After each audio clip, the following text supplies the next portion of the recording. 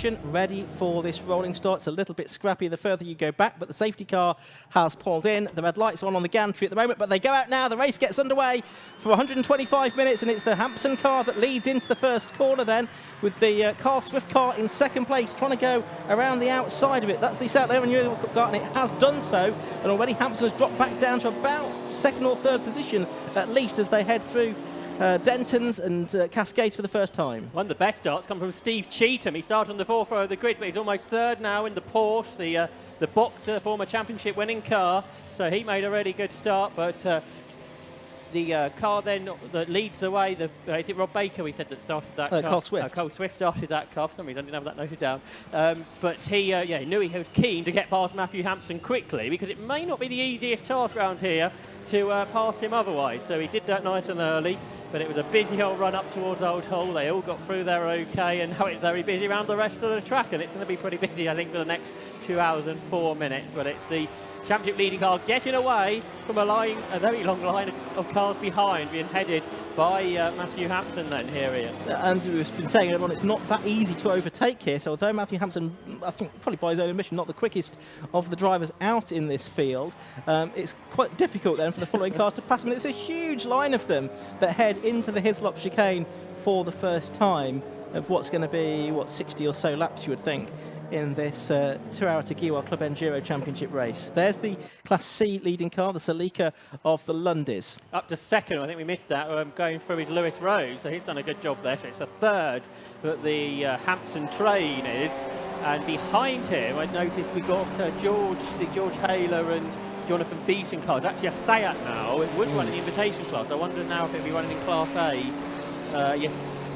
Possibly anyway, in the Seat anyway.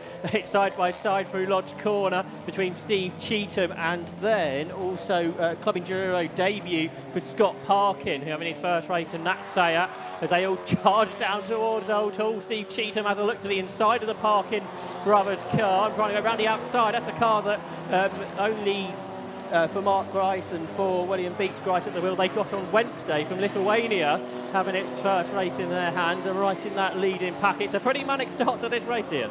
Yeah, it certainly is, and it was always going to be with such a busy track. So the Parkins have got past Hampson. Does that mean Haler has as well? Yeah, I think he did it before the end of the lap, in fact. So there's Haler in third. Yeah. Fourth is Parkin. Fifth is Cheetham. Hampson's sick, but he's got Sayats either side of him now. William Caswell in 1-2-6, and the Mark Grice cars on the inside line. Neither of them could pass him into Shell Oil. There's the Class B leader, William Stacey, who's a long way ahead of anybody else in Class B. Only there is Luke Handley second in class. It's Class B where all the championship battle is. We'll come to that perhaps more in the second half of the race. Yeah, but for the moment, we are working lap 2 of this Tegiwa Club Enduro Championship race here at Oulton Park, and the race is taking a few moments to settle down into a pattern. It is, of course, Carl Swift leading, but it was a very good first lap that from Lewis Rose. Get through. Oh, and here we are. It's all happening down at Hislops.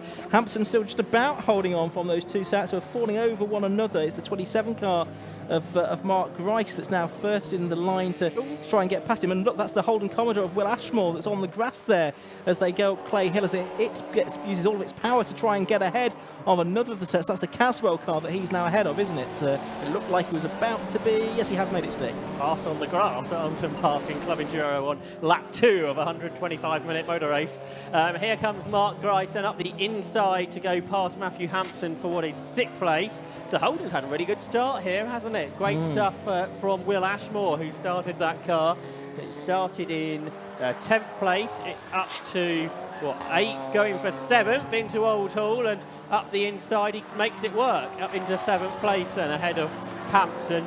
Then William Caswell. Then there is a gap to the Class B leader, in fact, William Stacey, who's had a really good start himself. He's 10th, he started 13th, and he's ahead of some more powerful cars.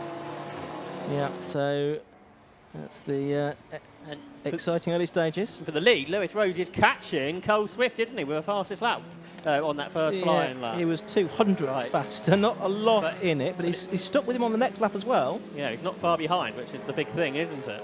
We know that Carl Swift and Rob Baker can't really do anything to improve their score today because they've already got 61 points under their belts, and such is the way that the championship works with the drop scores. That's what I think they're going to finish up with, come what may.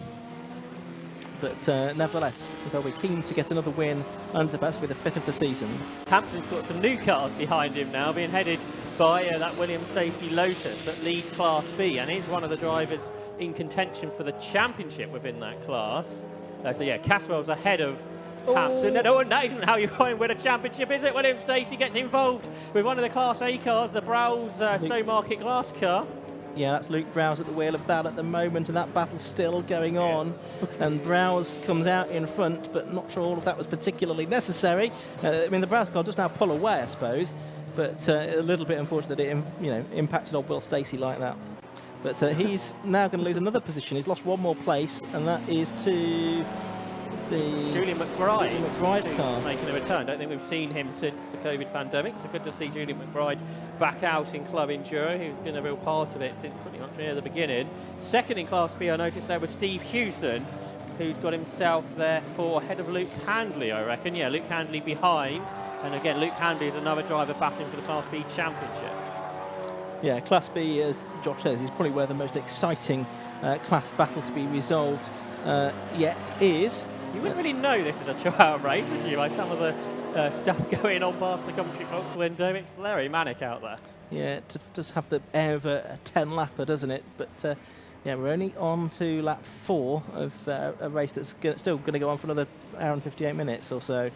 A long way yet to go.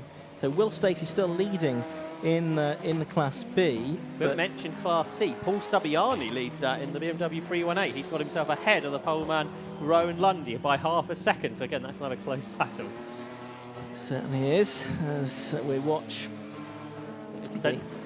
Sorry to interrupt you. There's no cars now between William Stacey and the rest of Class B, is there? Because you've got Hewson, then Handley, then Dryborough, all close behind. So that's all going to tighten up, I suspect. Yeah, that's right. So as they make their way through out of the Shell Oils corner, that's a great place to watch these cars. That's the Class C battle just going through shot, being headed by the BMW of Sabiani ahead of the Toyota of Lundy, and then there was a bit of a gap back to Darren Kell and Charlie Dark and Graham Kelly, and I think some of the Mazdas as well. So loads of the Class C cars not separated by very much. No, so good battles going on in actually all of the classes now. We've got the Class A leaders, Class B leaders and Class C leaders together. Class A leaders just gone past the commentary box window. The gap has come down that time to 0.6 of a second. The 150-second bracket has been broken by Lewis Rose to the 149.99 now, getting that gap down to Class to less than 0.6 of a second in the overall running order. There's Phil Driver, who's I think the third of the Class B Championship contenders we yet to mention, and the Class A car in front of him, Chris Coomer, the PBS Brake Seat, has spun into the Armco barrier on the exit of Lodge Corner, and it's got stuck. It's got stuck in the dip between the barrier and the grass, hasn't it? It's just sort of beached itself, hasn't it? And it's not going to move from there, I don't think, without some outside assistance. A shove from a marshal would do it. But we'll see if more than that is required. The marshal can't really get between the car and the barriers, and off the road is Lewis Rose. Oh, that's such a shame. That's a mechanical issue. You can see the smoke coming out of that car. And after such a promising start from Lewis Rose, that could be quite a serious issue, actually, by the looks of it. It looks like Lewis Rose is certainly going to be out of the race. You can see there the mirror on the driver's side has been pushed aside, like there's been some contact at some point there. But I wonder if that's then related to the smoke that's issuing from that car. There's the Chris Coomer car. Marshall saying, no way, it's going to need some help to move that one, I think, and they're climbing back over the barriers. So real shame for Lewis Rose. We're saying having his first rear-wheel drive race. And we've got the safety car boards being shown. So the race going to go into caution conditions. The safety car dashing out of the pit lane. There's one car, which is Ivor Mares, which it's just going to pick up first, I don't think, but I think then they will come to the race leader ultimately, which will be Carl Swift. There's the Ivor Mares car just in behind the safety car. We haven't mentioned behind, which is now for second place, Scott Parkin's got himself ahead of George Haler, hasn't he? And he's been lapping quicker than Cole Swift. Okay. So in this first race in this car, which I think is the higher car for Area Motorsport, which is obviously owned by Rob Baker, going really well. I think he's done some track day trophy racing. I think he'll be doing the Burkett in his own car, the Golf, I think it is. Yeah. But this is the first time out in the touring car, which is quite a step up, I suspect. That car had an accident yesterday. It ripped the front splitter off it. which might make their hire a bit more expensive than they were hoping for, but going really well, which is great stuff. So whether they can take it to Cole Swift, the lap times would suggest that's a possibility. 2 tenths quicker in the start of this race for Scott Parkin than Cole Swift, and it's card for the pit lane, which is a bit early in. It is, but we've had, 11 minutes of the race, but Phil Driver is coming in, and also the Sammy Venables car is coming in as well, the 235 M235i, so both of those are coming in. Into the garage for Phil Driver, and he is one of the championship contenders, is he not, in the Club Enduro? Yeah, he's second in the Club Enduro Class B points coming into this weekend.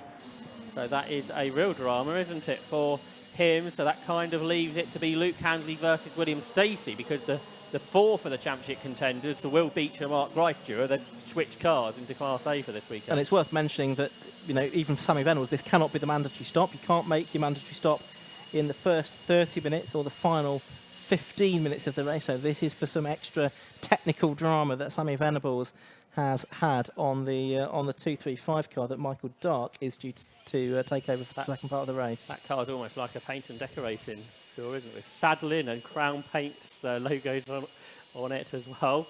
So wonder what business they might be involved in.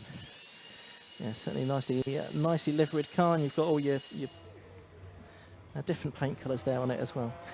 So we've got the safety car out there. A couple of things to be dealt with while it is out there. Of course, we've got that Chris Kuma car that had just lightly nudged into the barriers on the exit of Lodge Corner, but the bigger problem there was that it was just grounded, wasn't it, on the sort of uneven grass there. And then the car that's been actually more serious trouble was the Lewis Rose driven Lotus, because that was smoking rather badly last time we saw it down at between Island and Shell Oils. Car's coming away to a stop. Oh dear, that's Darren Kell, who got caught up by the cars that were going stationary. I think he just about avoided hitting anything. Yes, and now he's got to sort of feed his way back into the right position in the order. Yeah, so that's all a little bit bizarre. Yeah, it looked like things were getting a bit awkward. I wasn't quite expecting to get as dramatic as it did there. For Darren Kell. Notice that Matthew Hampson had dropped half a minute behind the leader before the safety car. So this is going to close it all up, isn't it? Ready for Andy Schultz's driver coach to get in the car later on. Yeah, and I'm sure he'd like it to get as much proper driving as he could. Oh, that doesn't look good, does it? But having some time of his stint behind the safety car is not necessarily the worst thing. No, at Snetterton, they pitted just before the safety car came out, which meant they lost a lap, basically. But Andy Schultz was 2 or 3 seconds a lap quicker, so that car is a potential winner. Of course, it got pole position if the sort of strategy goes right for them. So that 190 car smouldering somewhat, I'm afraid. So Cam Walton, who we've seen out in the MR2s already, he's not going to get out in the Lotus, I'm afraid, this afternoon. It's a real shame, because Alan Henderson went so well in it this year. Yes. Didn't have any sort of real dramatic race engine failures like looks like what we've had there in the BSCS Motorsport car. The 16 car, Phil Driver, unexpectedly has gone back out into the race. So we thought that was heading into the garages, but it's gone back out. And won't have lost too much because of that. The Venables car, I can see, is still in the pit lane. But as I say, normally a safety car is a good opportunity to make your mandatory stops, but not when it comes out in the first sort of quarter of an hour of the race, because you can't make your first mandatory stop until 30 minutes into the race. And your mandatory stop, by the way, it has to be 3 minutes in length. At one point, or for much of the last couple of years, it's been 3.5 minutes to allow extra sanitisation time to make sure everything is COVID safe. But we've gone back to a 3-minute stop now, in line with the latest Motorsport UK regulations. And of course, that's when the refuelling can take place as well. That all has to be done under very carefully controlled conditions. There's regulations about that, and we do from time to time see teams penalised if they haven't followed all the rules and safety protocols around the refuelling. From a purist point of view, to get a safety car before the pit window opens is kind of the best way about it, and also actually from a point of view of how busy the pit lane gets. Yes, absolutely. The biggest pit lane here at Oulton Park. Again, there are regulations to try and make that as safe as possible when it comes to that point of the race. That's right. So we've had about a quarter of an hour of this race being led by number 1, Carl Swift at the moment, from the 113 car in second place of Scott Parkin. In third place, number 87, George Healer. Fourth place, the first of the solo drivers, number 43, Steve Cheetham. Fifth, number 27, Mark Rice. Sixth, number 7, the Holton Commodore of Will Ashmore. Seventh is 126, Will Caswell in the Seat. Eighth is the 69 BMW of Mark Hampson. Ninth is 22, Luke Browse. And 10th is 67, Julian McBride, another of the BMW drivers. And the class leaders as they stand in Class B, 12th overall and leading Class B is number 49, William Stacey in the Lotus. Ahead of number 70, that's Steve Hewson in the Porsche Cayman. And then it's Luke Handley, third in car 51 in the Golf. And Class C is being led right now by the 66 BMW 318i of Paul Sabiani, but then immediately behind him he's got the 827 Rowan Lundy Toyota Celica, and the 53 Charlie Dart E36 328i. Sammy Venables has gone back out on track, so that's good news that they're back into the race. So we've got 39 cars that are still running. Of course, we had that one non-starter you mentioned before the race, and those 2 cars that went missing. Chris Coomer's car has been recovered. I wonder if he'll be able to rejoin the race, because I guess the car shouldn't really be damaged where it hit the barriers. No, at no speed at all. There was no damage to speak of. One shouldn't have thought. A very light impact with the barriers. So the PBS Brakes car is back in the pit lane, and the rest of the cars behind the safety car. Not sure how recovery of the Lotus is going. I think the last time we saw that it was smoking somewhat, wasn't it? It's going on to the back of the flatbed. So this is going to take a few minutes, isn't it, to deal with this. One car just to talk about out there today is the number 70 Porsche Cayman, being driven at the moment by Steve Hewson, and Paul Ivans is going to be sharing the driving of that car. And the car was bought as a crashed road car in autumn 2020, converted to a race car by the driver with the help and support of Intelligent Money, who are the Sunstrip sponsor for British GT, by the way, a pension investments company, by Tractive Suspension, Nine Meister Porsche, Setup Specialist Centre Gravity, and Track Day organiser Circuit Days. And the livery for the number 70 car, which is running at the moment second in class and just outside the top 10, isn't it? It was designed by F1 team member Chris Burnham and applied by Andy Cleal, and it's been catching plenty of attention wherever it goes. And it's a 2-litre turbo 718 Cayman, a 2-litre turbo 718 Cayman. It is mistaken for a GT4, that's how good it looks. The driver, Steve Hewson, has been a 750 Motor Club regular since 2014. He was the 2018 Club Enduro Class C and overall champion with Matt Nossiter that season. And Steve had regular solo podiums as well in 750 Road Sports, racing in Track Day Trophy as well. And this year, while developing the Cayman, Steve's had podiums in the MSVR Super Cup and took an overall win from Class Pro B in the 100-minute Endurance Cup race at Snetterton earlier in the season. Paul Ivans has raced in Club Enduro in 2018 as well, and also a regular podium sitter in MSVT Track Day Trophy and VW Cup as well. We've had some news from the pit lane as well about that Sammy Vanderbilt's car. I think it was gearbox issue. I think we heard the issue for that car that was in the pit lane but is now back out onto circuit. And again, probably because of the safety car, hasn't lost as much as it might have done. They were very keen to get out of the qualifying this morning. That car was in the queue before the previous session had started, which was interesting. But it hasn't really worked out for them, has it? It's fair to say. There's the Intelligent Money Porsche. You can just see going through the front of shot now. The pink and blue car looks very smart indeed. As you mentioned, that's got the 2-litre engine, hasn't it? Very unusual that engine format in a Porsche, but it obviously goes well in the hands of Steve Hewson, who we know is quick, as you say, former champion in this category. I think the first championship, wasn't it, 2018? Yeah. So, and having his first run out in this car in this category, so it'd be good to see Steve back out next season and having a run here in the competitive Class B. I guess it's a good time to talk a little bit about that championship battle. I was going to say, probably a good opportunity to do that. So going into this race, Luke Handley is on 47, Phil Driver is on 43, and William Stacey's on 35. But have you got the drop scores there, Ian? Or get that up? Yeah.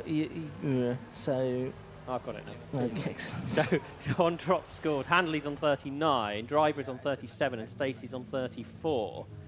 So sort of only 5 points between them, which is all very tight. So really, Luke Handley needs to finish behind William Stacey, doesn't he? Yeah. And in front of Phil Driver if he's going to hang on to that lead. And Luke Handley has won a couple of times this season. Phil Driver has won once, and William Stacey has won twice in Class B. As I say, also were in contention, Mark Grice and Will Beach, but they've changed their car, so obviously not running in Class B anymore means they're out of the championship hunt. There's the 190 car, and with some sort of extinguishant foam and dust on the back of it now, I think, having certainly the smoke. We didn't see any flames, but that may well have been as well, that we couldn't see. But a sad end to the season for that car, which is a very rapid car. It's being very well driven by Lewis Rose, who we've seen out in Civic racing in the past, amongst other things. But the fact that that's now moved away should mean that it's not too long before we get racing back underway. We've had probably about 10 minutes behind the safety car already in this race that's still being led by Carl Swift, by the way, in the race leading Seat. But the whole field queued up there at the back. That's the Sammy Venables car, isn't it, that we can now see, and just ahead of it Phil Driver. So the two cars that made those sort of unscheduled pit visits, they are back out there, but at the back of the train. Phil Driver is importantly on the lead lap, isn't he? Where that isn't the case for Sammy Venables. Is it just the one lap that Venables is behind? That's right, yeah. So lights out on the safety car. So Cole Swift is backing up the pack. You've got these three Seat touring cars at the front end of the Porsche Boxster of Steve Cheetham, another former championship winning driver in the category. Yeah, so all the Club Enduro overall champions are out there, except for Matt Nozziter, aren't they? Who I think is helping Steve Houston out in the pit lane today. But a race about to get back underway then. Cole Swift is accelerating now out of Lodge Corner and up to the line. So after, 21 or so minutes of the race, gets back underway, and it's Cole Swift then that leads from Scott Parkin and from George Haylett. And then for fourth place, Mark Grice trying to get on with this, trying to get past Steve Cheetham. He can't make it though into Old Hall Corner. The Holden is there in sixth place of Will Ashmore, I think, who started that one. But you've got these touring cars up front, then some rear-wheel drive cars, and the Holden locked up. Was it going off the road? It was not really in the order it wanted to be. And Steve Houston's grabbed the lead of Class B, so he's managed to get himself ahead of William Stacey's Lotus there. So that's a good restart from Steve Houston as the cars turn their way through. The Holden is still there, but he lost a lot of time, did Will Ashmore.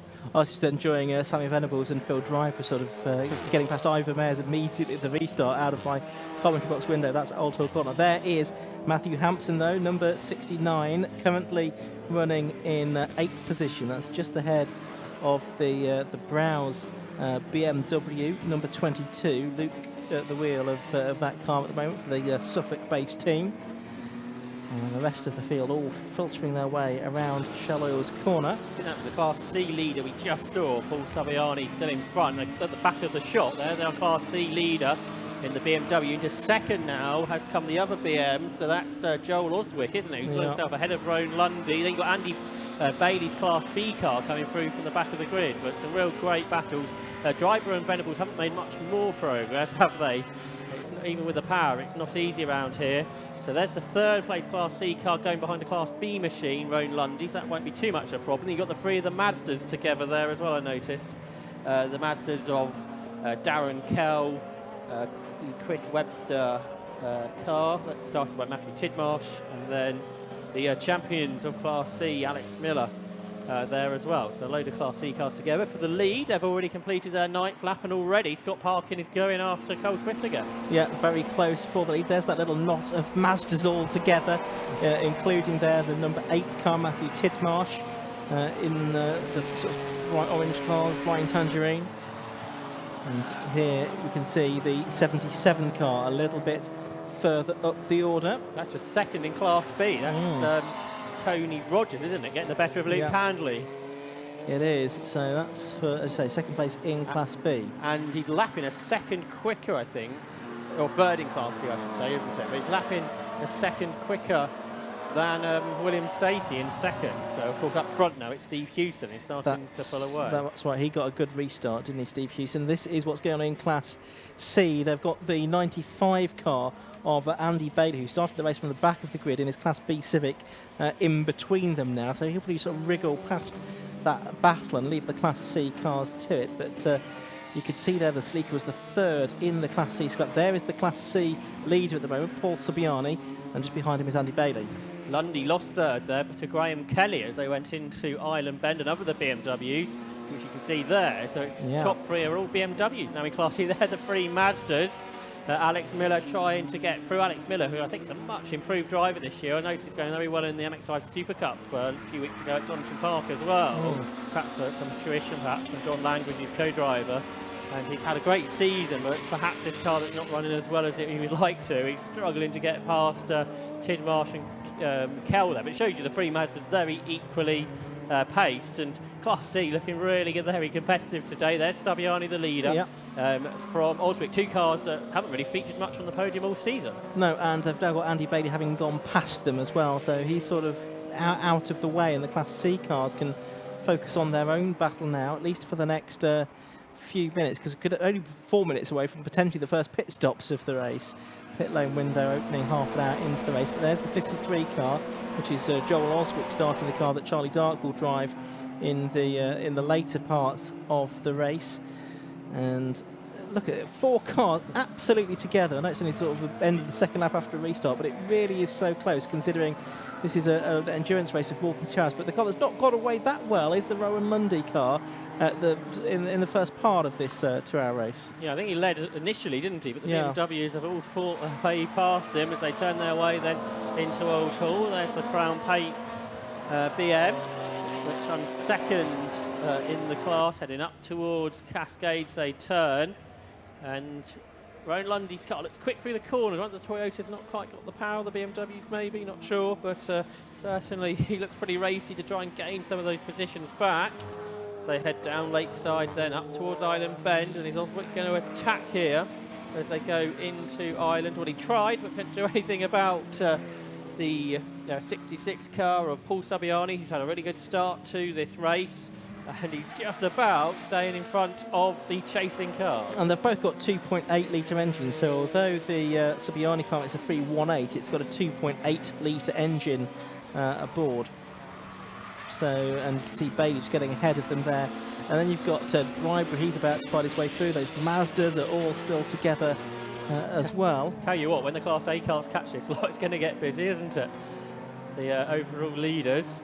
Sammy Venables, he's now sort of getting himself involved as well as and splitting cars, and with the sister Crown Paints car as well. So excellent photo opportunity there if John Elsey is out on the back, so I'm sure we can get that one and get the two Crown Paints cars together.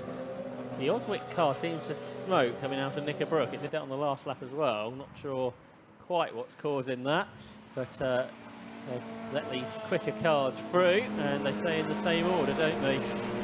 So the compact version of Subiani in front still, but only just. And to the inside, is Oswick going to have a go here? He's not, and in the traffic, Kelly dropped away a bit and is coming under pressure again from Rowan Lundy in the Toyota. Are they side by side? Not quite. Graham Kelly staying in front. Then the Mazda's still as close as ever behind. Worth saying that still in the lead of the race overall is Carl Swift in car number 1, 1.1 seconds clear of number 113 Scott Parker in second. 87 George Healer is third, and he's about 2 seconds behind Parkin as things stand. It's the Class C battle, which is really where a lot of the attention has been focused at the moment, with some dramatic goings on there. But those leading Class C cars are in sort of 25th position backwards overall. And they're going to turn their way in the background there through Island Bend. They've now been passed by Field Driver, and now Joel Oswick is having a real go at Paul Subiani, and he goes through, doesn't he, on the inside line, and he grabs the lead of Class C. And behind, Rowan Lundy was trying to go around the outside of Graham Kelly, couldn't make it work. So it's been a really entertaining battle to watch, hasn't it, over the last few laps?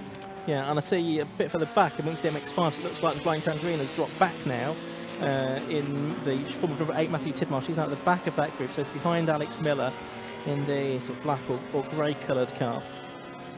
And at the rear of that little trio of Mazdas, almost have their own private battle in the course of this race. But there's the new Class C leader, Joel Oswick, down at Knickerbrook Chicane, car 53, just ahead of the other two BMWs within that class. But the Holden's out of the race, Josh. Yes, that's a shame, isn't it? It was going well. We saw that car lock up of Will Ashmore, whether that's related or not sure, but it was running inside the top 6, but that's looks like that's going to be the demise of Will Ashmore, and Matty Taylor's not going to get a go, it seems, during the course of this race.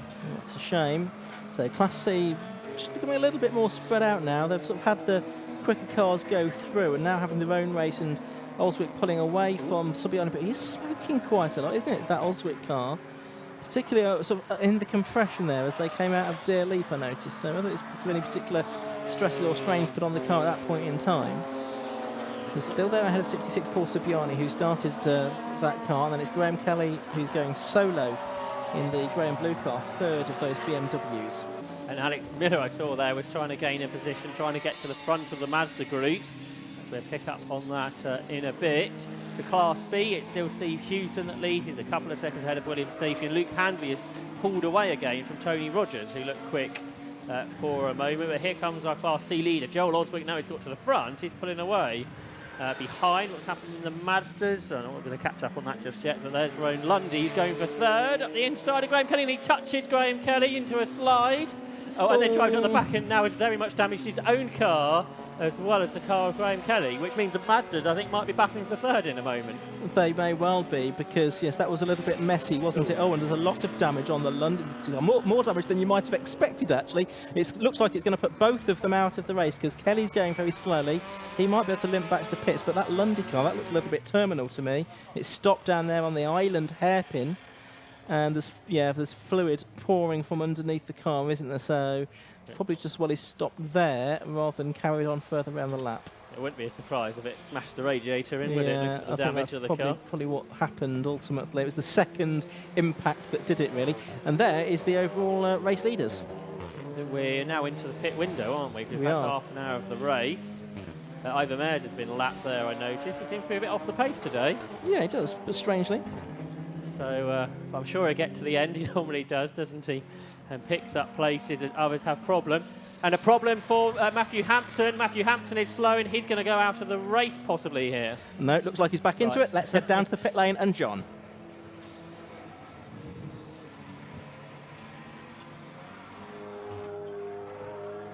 And you join me down here in the pit lane. Number 17 have had a bit of a disaster. I'm joined here by Will. Will, what's happened? We was having such a good run, like really good start to the race. We started 10th on the grid, got ourselves up to 6th. We was having some really good battles with the TR cars. And then I just started hearing third gear getting a little bit noisy, and it got a little bit more noisy, and I just thought, oh, maybe it's something a little bit loose, but not quite so. And eventually it just went bang, and third gear's been the crux of that car for the entire season. I've rebuilt that gearbox 3 times. So now that gearbox is going in the bin. Yeah. Absolutely gutted. I'm assuming you're not going to be able to get back on track. That's my words. Out on track again then. I'm pretty good at rebuilding that gearbox now, but I'm not going to do it in under 2 hours. So yeah, crikey. We've got another car with a problem coming past us as well. Yeah, it seems to be. It's always the same with the endurance race. That's why I love it. It's the whole attrition factor. But we thought we've done everything we can with that gearbox now. We've added coolers, we've got the ECU controlling temperatures and stuff. Temperatures were fine. But it just let go. So yeah, all I can say is sorry to our sponsors who've been looking out for us. On to next year, really. We'll be, like I said, that gearbox is going in the bin, and we'll be for a new option for it. Yeah, exactly. You did all you can, mate, and something out of your control. What can you do? So I saw when we had it on live as someone was getting out, and someone was kicking the rear of the car, getting very angry.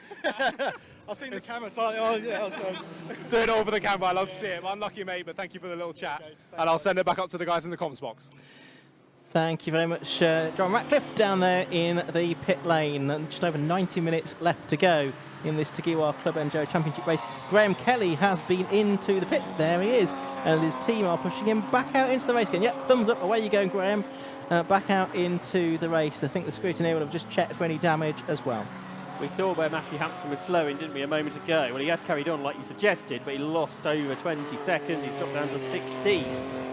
and they're a minute now basically behind the leaders, so this is going to make Andy Schul's job in the second half rather difficult, I suspect. But at least the car's still in the race, which I guess is the main thing. Up front, I think the leaders might be in traffic. The lap times have gone up. 1.6 seconds is the gap between Baker and Park. In Class B, the lead gap is coming down to under a second because William Stacey's caught Steve Hewson.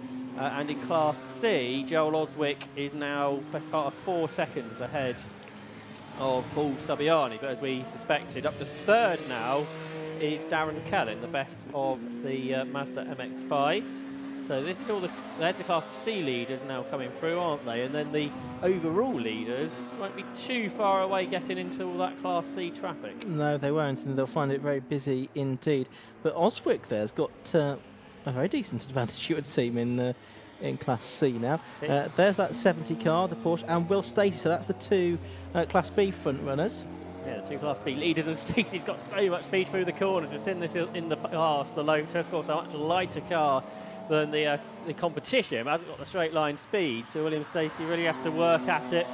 Top Lotus racer in that Rob Boston racing car. Through Old Hall he turns. At Steve Hewson, their experience, as I've been saying, so he's not going to make Stacey's life easy. But Stacey's championship rival, dropping away somewhat, Luke Handley, is now 10 seconds behind him. But of course, Stacey needs at least one car between himself and Luke Handley come the end of the race. It's a long way to that point, but here he comes to the inside into Island Bend.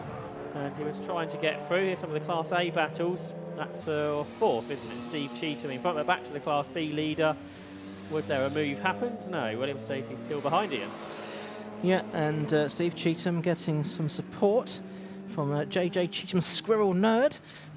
Good luck, Daddy, Lodge Sports Racing 43. So Steve Cheetham there in fourth position in that Porsche. But we've got 90 minutes, or 88.5 minutes still to go in this race now, and we're going to start to get to that point where the leaders are very much getting into the traffic. There is that Class B lead battle still. Will Stacey, number 49, unable to find a way past the number 70 Porsche, which does look absolutely fantastic, doesn't it? That car being driven by Steve Hewson at the moment. They climb up the hill, up Clay Hill, under the pedestrian bridge, and towards Druids once again. And if anything, Will Stacey's not quite as close as I thought he might be at that part of the circuit, but he might get a bit more ground at this point. He's right with him now, isn't he? Loses the speed up the hill, but through Druids, William Stacey's right there, but then of course there's another lengthy straight, and that means the Porsche can just pull away. So the Intelligent Money car in front, just about, as they turn their way through Lodge Corner, but certainly through the middle of the corner. Stacey sees a lot of Porsche, doesn't he, as he gets very close to the back of the car in front when they cross the line to complete lap 16. And this is pretty much as close as the leaders overall. The Class A leaders are as well, just 7/10 of a second now between Cole Swift and Scott Parkins. So perhaps we'll catch up on that as well. So all three class battles have been really close in the early stages of this, and there's a yellow flag out, was that, for a moment on the Shallow Hills hairpin. Looks like it's been withdrawn now. There's the Class B battle, so it was close as ever, but it is difficult, isn't it, when you haven't got the power to find a way through. And it's Matthew Hampson again. We saw him going slow earlier on, so maybe there's an intermittent issue with that car. This time it's looking like a bit more simple, but it's tantalisingly close to the pit lane there. He's only 150 yards away from the pit lane entrance. He's pretty much off the edge of the circuit at Lodge Corner. But the body language doesn't look particularly optimistic. Oh, no, it's fired up. Well, now, is he going to drive it into the pit lane? Because that would be the obvious thing to do at this point, wouldn't it? Clearly there's an issue. There's some gravel coming from underneath the car as well. So it's been off, or if that's just that's gone on the edge of the circuit. No, it's not gone into the pit lane. And it's carried on. Just about be passed by our overall leaders. How close are the two Sayats? Not very much. As they cross the line, about a second between them. Here are the Class B cars through Knickerbrook, and it's as close as ever with William Stacey on the back of the Steve Hewson car as the rest of the field flow across the line. So it's Swift from Parkin, from Haler, from Cheetham, from Caswell, and then Grice, who had a slow last lap, who's in 6th position. Yeah, so we've got close battles going on in 2 of the 3 classes at the front at the moment, as number 73 heads out of the pit lane. So that's presumably an early driver change for Jack Layton taking over from Matthew Sanders. Didn't see the car come in, but I would imagine that now we're into the window, they may well have done that driver change in that car. On one other car, that's that Barrett that's just briefly been off the circuit at Druids by the looks of it. Yeah, new car to Jonathan Barrett. He's moved up to Class A from Class C for this weekend. I think that's the ex-Andy Abraham's M3, isn't it, that we saw out in the BMW Car Club in the past. He would run in 14th before that off-track moment. Track limit penalties already started. Andy Roby in his new 1 Series has got a 5-second penalty. We'll see if any more of that happens over the course of this race. Oh, and a big moment there for Colin Gillespie. They had a big old slide out of Old Hall trying to get the better of the Gulf, which was started by Stuart Mead. But I think that slide didn't help his cause. Yeah, that's a battle for positioning Class B in 15th and 16th overall as well. And we've got the safety car being scrambled. The safety car boards are out, the lights are on. Safety car's getting ready to leave the pit lane as well. Now, we know we've got debris down there at Shallows Corner. That's been there for a few laps now.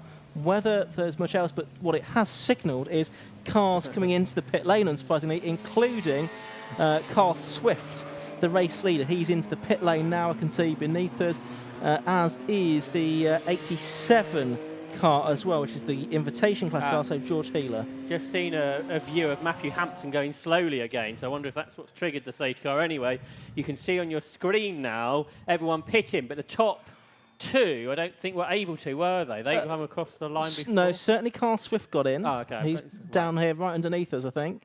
So is it Scott Parkin that did not come in? I don't think he did, Right. so I think he's still out there. That's the 144 car, which is the Sarah Hobson Toyota Celica. So she's making her stop, and yes, as you can see, a very busy pit lane all of a sudden. See, the marshals are heading to the debris at Shell Oil, so that can be sorted while we have this interruption. Absolutely right. So some cars staying out, but most are coming in. I can see that Steve Hewson is staying out. So too is the 77 car, which is Tony Rogers in the Golf. He's staying out. But there's the slow Hampson on our screen, so he's going to get back to the pits. Whether he was the cause of the safety car or not, I haven't seen anything else. Well, the other thing, I'm not quite sure whether Lundy Celica ended up, so whether they wanted to do something with that. Luke Handley's come in beneath us, so it's quicker to tell you who's not pitting than who is at the moment, quite frankly. Did you say William Stacey pitted? Yes, he's in there somewhere. So I saw 2 main Class B Championship contenders are in.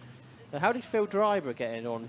He was up to 19th. Not sure if you can see his car in the pits or not. Yeah, he's just going down the pit lane now, Phil Driver. So the 3 Class B Championship contenders all on the same strategy, therefore. And as you can see, they all have to come in at 45 degrees to the direction of traffic, and then they'll be pushed back out into the pit lane after their 3-minute stop has elapsed, and go back out into the race. And that's because it is so tight. I mean, it's very tight with 40 cars, most of them coming in all at the same time. We've now got Ivan Mayer sort of stacked behind Phil Driver and Darren Kell now. So quite how Driver and Kell are going to get out of the pit lane, I'm not quite sure, because Ivan Mayer's has sort of popped in behind them. So that's going to be interesting. But there's not a lot of room there at all. I've not seen this many cars all queued up stationary in one place since the petrol fuel crisis last week, with all the cars queuing to get fuel. But that's what it looks like now. It's car park time, isn't it? For those of you watching around the circuit, I'm sure you probably can see 1 or 2 cars on track. We can't from the commentary box at the moment because they're all in the pit lane. There are about half a dozen behind the safety car, I can see. They're at Clay Hill at the moment. Oh, there's a few more. They're heading up Clay Hill, as you can see on your screens now, actually. So there are a few cars on track, but not very many. This could be a real problem for Steve Hewson, couldn't it? The Class B race leader. And, of course, do we think Scott Parkin was in this as well? I think he... Oh, no, he's not. Or is he underneath? Is he directly... Well, Ivan Mayers has now moved his car. OK, therefore the question is, where is Scott Parkin's car? But anyway, cars are exiting the pit lane now. We're headed off by Rob Baker. Now, these are going to get out while the green light's on, but there's going to be a period in a moment or two when the safety car train is going past and the light at the end of the pit lane is going to go red, and that's going to hold some people up. Ooh. Oh, and right, Darren Kell's just being pushed out in the pit lane, and that almost gets him tangled up with John Munro. who's about to go out. And there is the 126 car, which is now going to be Brad Kaler, but it's, yeah, pretty chaotic down there in the pit lane, but everything being done as safely as it possibly can be. Safety car is at Lodge. To add further, someone's being shown a penalty board as well and the black and white, a penalty board, I think, rather than the black and white driving standards flag. The Matthew Tidmarsh cars coming in now, I can see that was behind the safety car, but several of those cars are just staying out there, aren't they? I think. Scott Parkin is there, isn't it? The back of the queue. He was not in the initial half dozen, was he? He's had to catch up the safety car queue, I think. So yeah. He's out there. So the main names that haven't stayed out there, Steve Hewson, and probably the 113 car of Scott Parkin, and 66 as well. Paul Sibiani's stayed out there as well from Class C. One car from each class. Yeah. Which you would think would be disadvantaged by all of this. Yes. But, Colin Gillespie just getting out in front of John Maudsley, although it required John to step on the brakes to avoid a collision there. So we've got the mandatory stops out of the way with 80 minutes of the race left to go, largely. So the other question is to make sure none of those cars run out of fuel in the second half of the race. Well, that's it. You would think maybe they're just about right on the limits in some cases. Ivan Mayer's going back out into the race beneath us as well after his interesting visit to the pits. I don't think anything is terribly obvious as to why the safety car is out, is there? No, not that we've seen on camera, but there may be something that we're not aware of. The 29 car, I can see one of our scrutineers, Bob Blackmore, having a good look at that one. That's the Andy Roby 1 Series, and yeah, I think part of the issue is that Andy's got out of the car, and because he's a solo driver, struggling to get back in again as well and get all buckled up. So he'll be back out into the race. We'll give you a rundown on the order once we've had this sort of flurry of pit stops come to an end, because obviously at the moment things don't make a huge amount of sense. Okay, I think Scott Parkin has got a lap on. No. Sure yet. I'll confirm that in a bit. No, I was just sort of having a similar thought really about that, but let's wait until everything settles down. No, I think, yeah, we must do, because Rob Baker's now in the safety car queue.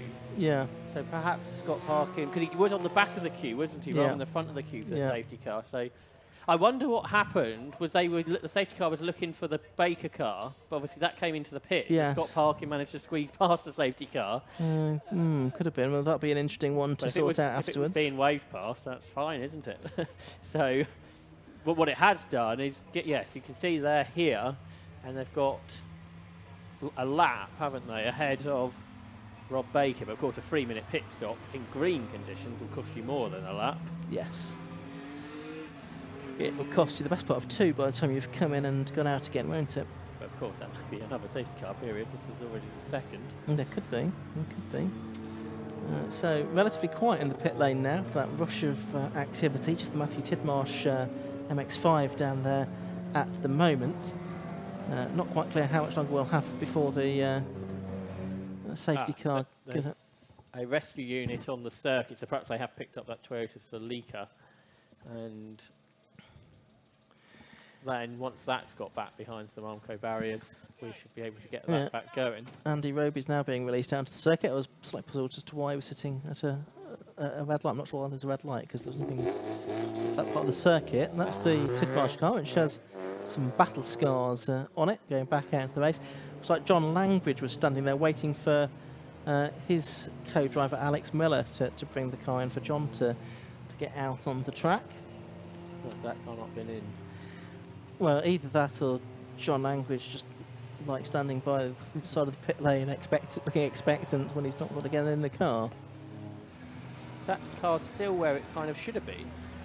Yes, that's what I was confused by. I was expecting to see it up at the front of the timing screen. So safety car's completed another lap, and this is the queue of cars that's behind it. There's the Miller car's now coming into the pit lane. There it is on camera.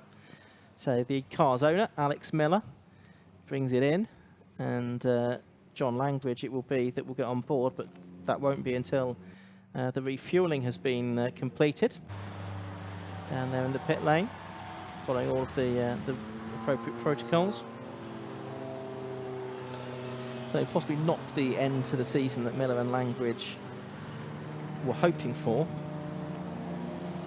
leading the Class C Championship and in a situation where they could tie on points with Swift and Baker at the top of the overall standings. Although I think Swift and Baker on countback would have got the championship anyway had that been the case. But that's not going to happen now because it's not gone their way today. So we've had about 50 minutes of this race, 75 still to go. We're under safety car conditions for the second time this afternoon in the Tegiwa Club Enduro Championship race. And as you can see on the timing tower at the moment, with these sort of mandatory stops yet to all shake out, it's the Scott Parkin number 113 Seat Leon Euro Cup car that leads the way, following in second place number 70 Steve Hewson in the Porsche Cayman, leading Class B, and third number 77 Tony Rogers in the Golf, and fourth is 707 Jonathan Barrett's BMW as things stand, but none of those drivers have yet made their pit stops.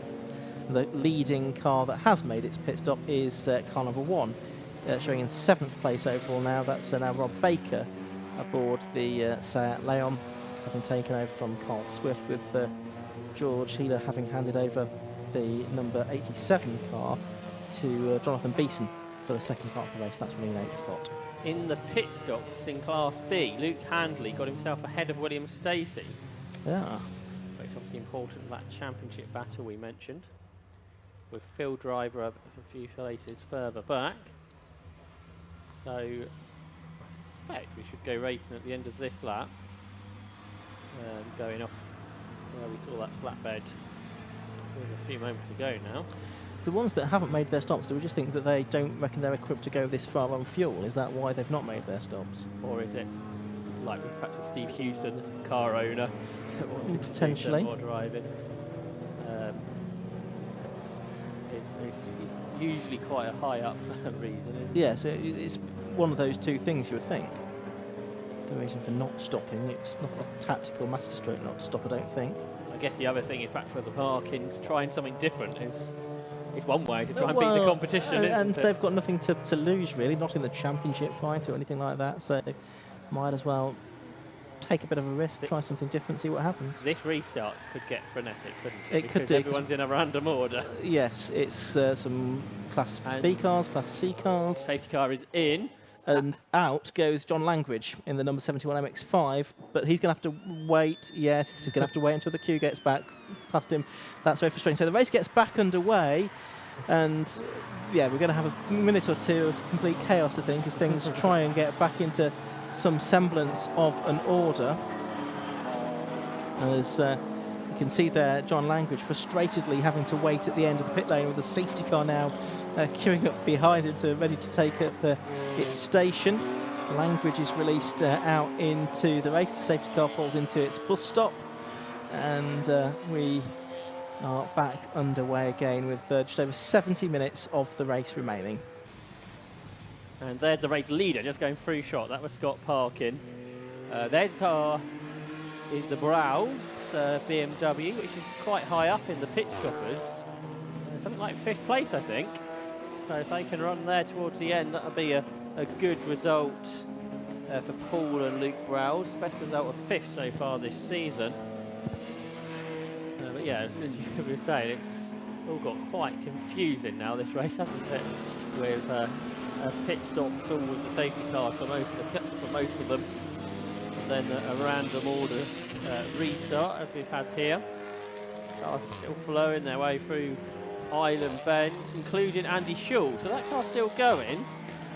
Where is it though? Where is it in the order? Way down, I think. Yeah, 36. Okay. I presume it's Andy Schull's now at the wheel. You would think so. For that car.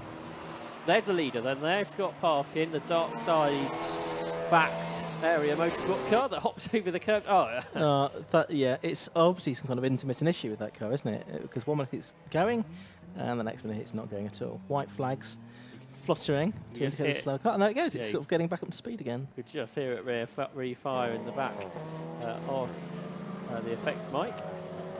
Through there goes the Castrol Kaler car, which is fourth. So Brad Kaler now, who's usually pretty quick, is fourth in the pit stopping element of the race.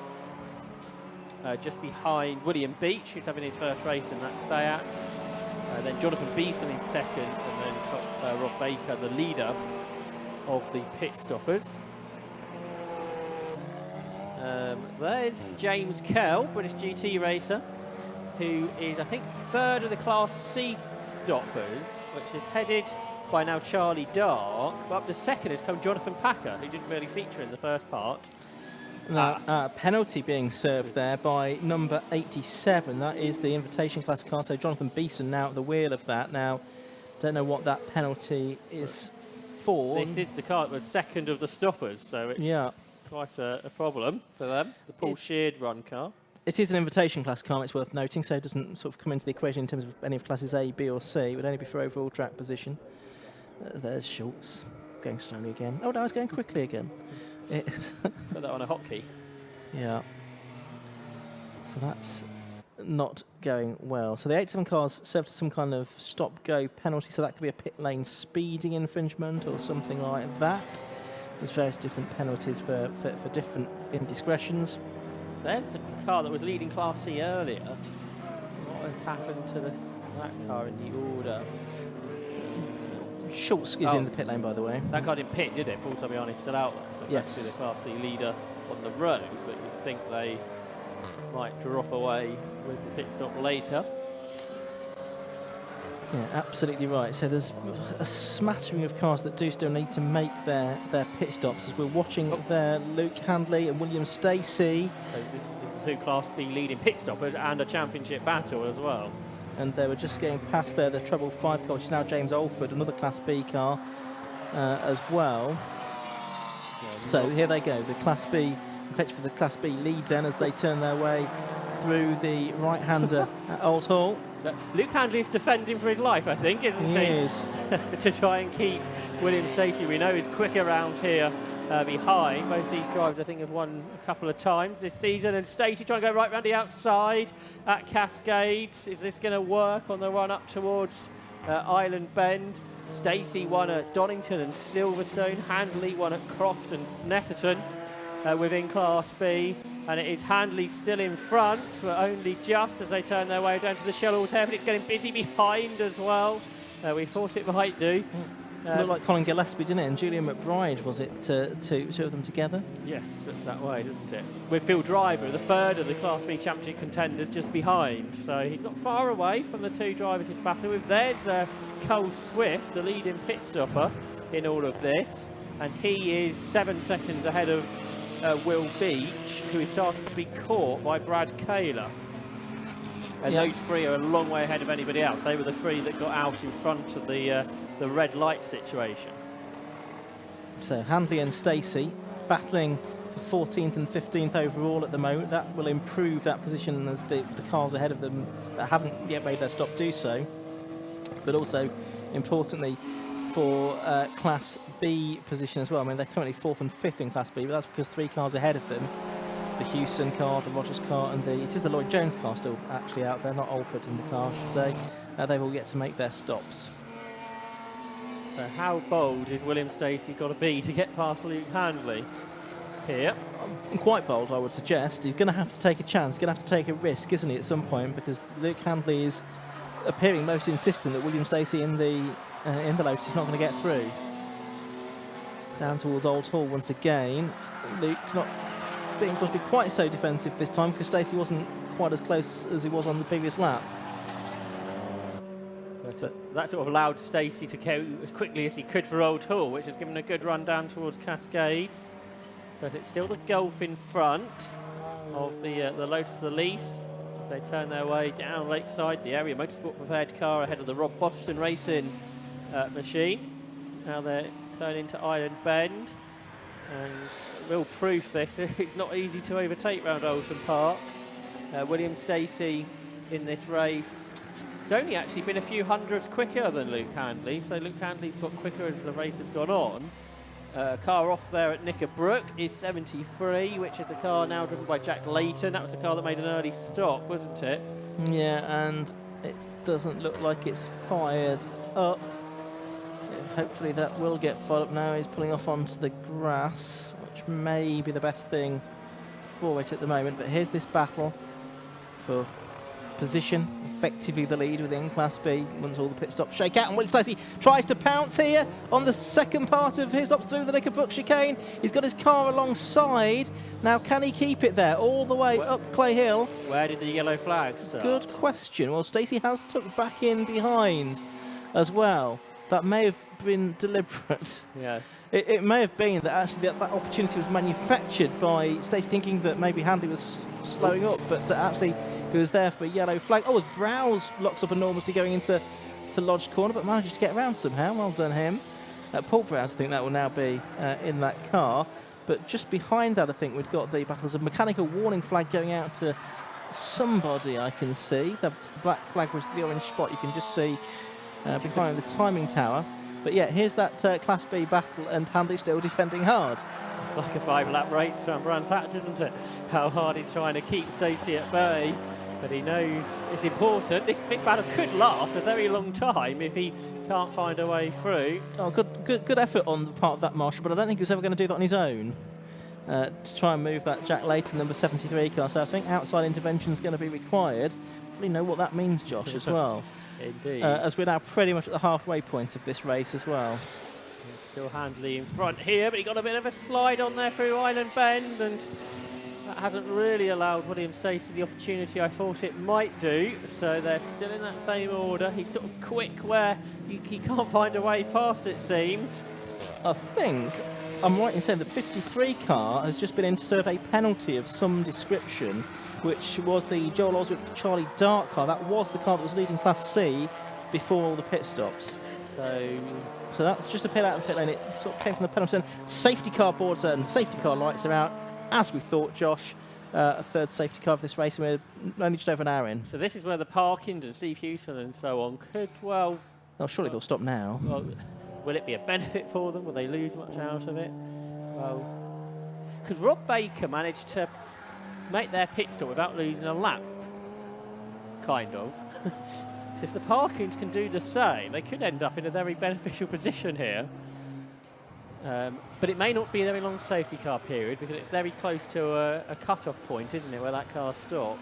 Yes. So it's all very intriguing, I think. Yeah. But they're quite keen to get everybody behind a queue, though, aren't they, before putting marshals out in a dangerous spot? That's right. And it was brave and bold work by that marshal to try and shift that car out of the way on his own. But it was he looked like a strong chap, but it was always doomed to failure.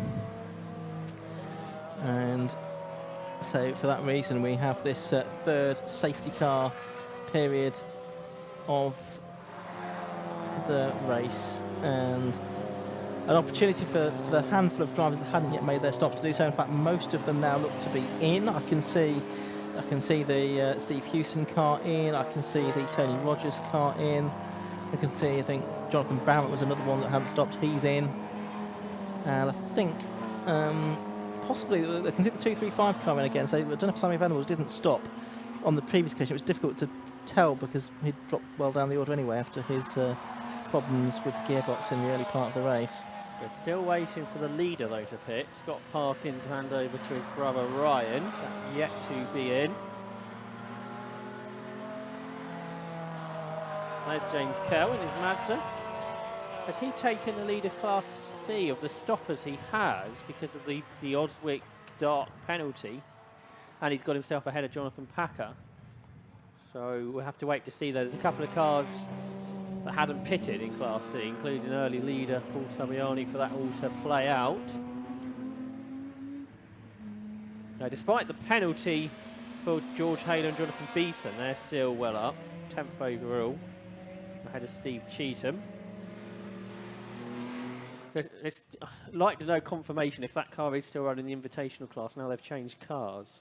But it's shown that way on the screen. It is. I've not seen any bulletins notifying a change of class. Let's just see if there is anything there that would indicate that has happened. No more bulletins have been issued. It might indicate a change of class. So it's the leader is in that safety car train right near the front. So will he pull off into the pits at the end of this lap? Because he's going to be at least one more lap behind the safety car. Because the BMW that needs to be recovered is right there in front of you on screen at the moment. What Phil Driver doesn't want to happen here is for the safety car to have to end up picking up Rob Baker, because that would put a lap between himself and his Class B competition. But usually once they've picked up a car, they don't try and sort it out again, do they? No. If somebody else ends up pitting.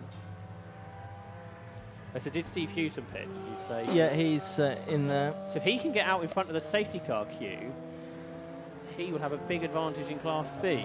But how's that going? I'm just having a look over to my left, and there's obviously they'll have to make a 3-minute stop, so there's no point in rushing it. The car's now being pushed back out. It'll be tight. It's going to be tight because the green light is on at the end of the pit lane at the moment. It doesn't mean it will be by the time they get to the end of it.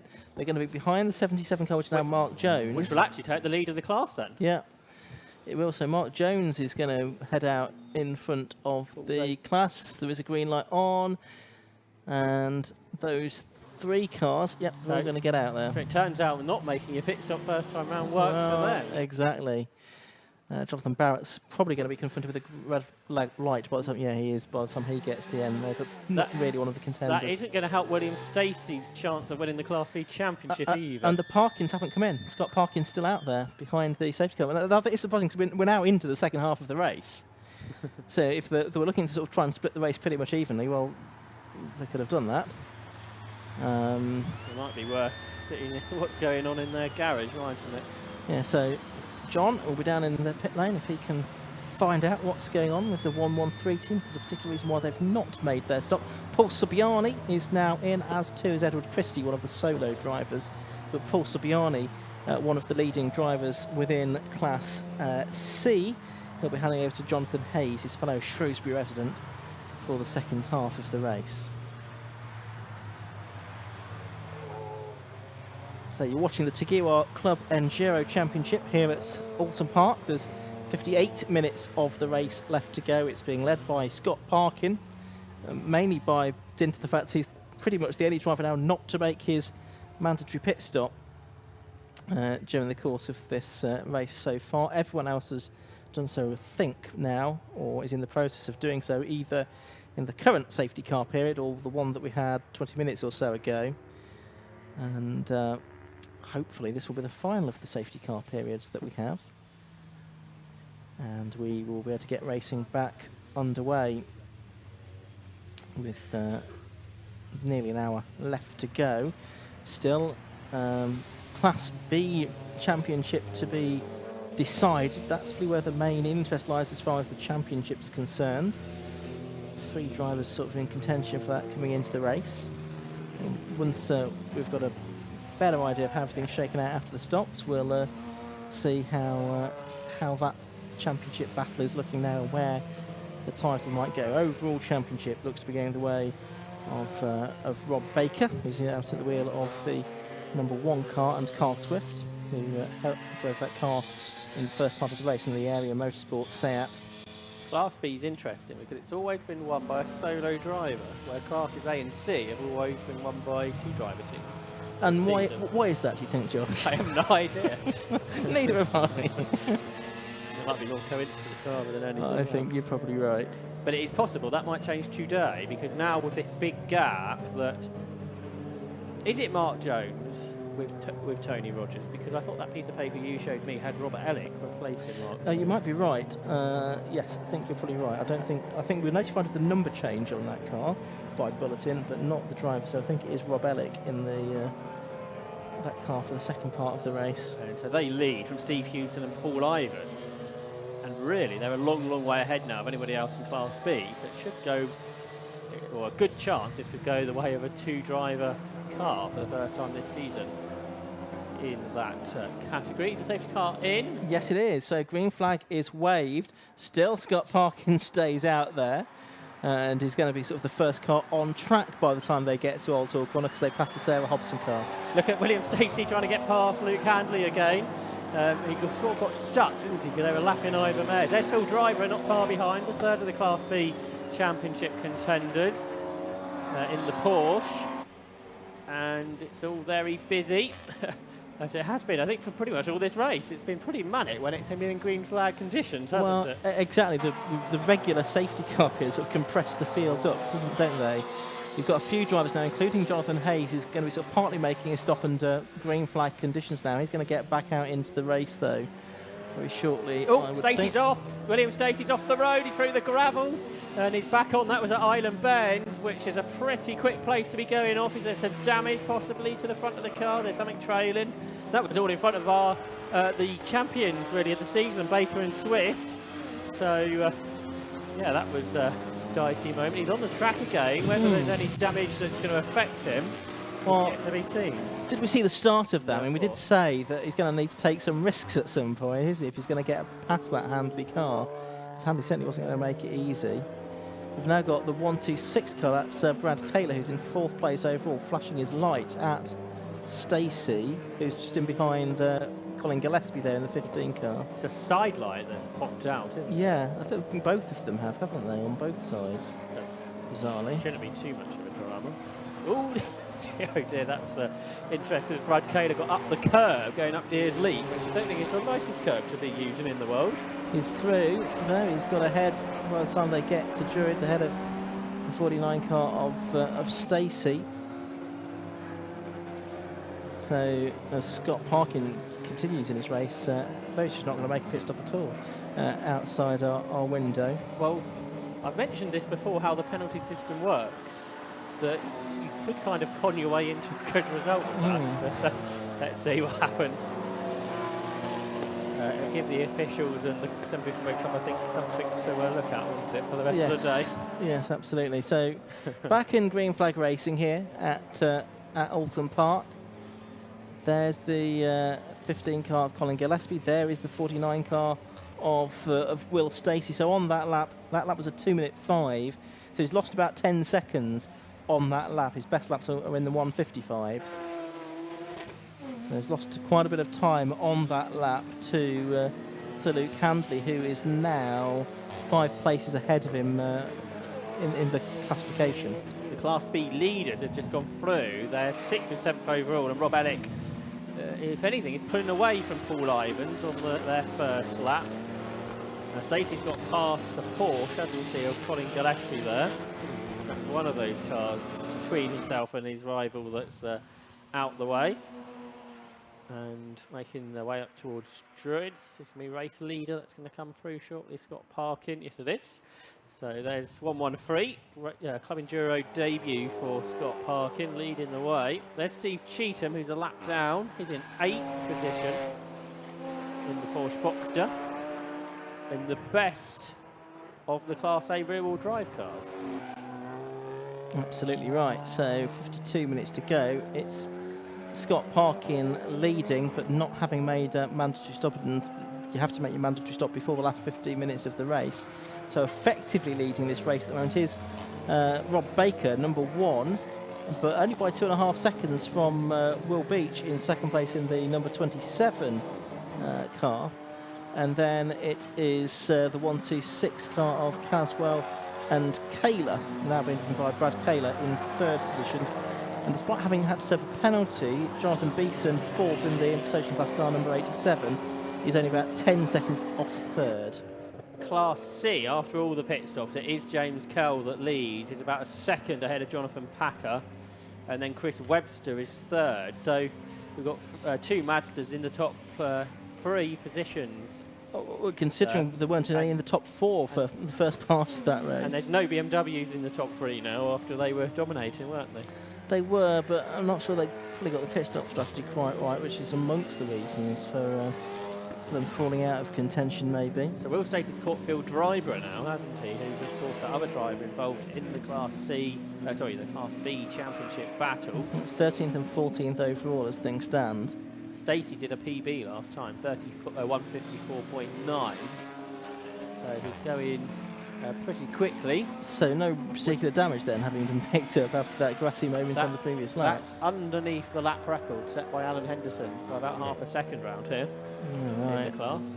Now, wipers on. Is it raining or is that an accident for the number? It's the 98 car, isn't it? Of Tim Hartland and Roy Baptiste. It'll be Roy Baptiste now at the wheel. They've gone pretty well in recent races in Class C, haven't they?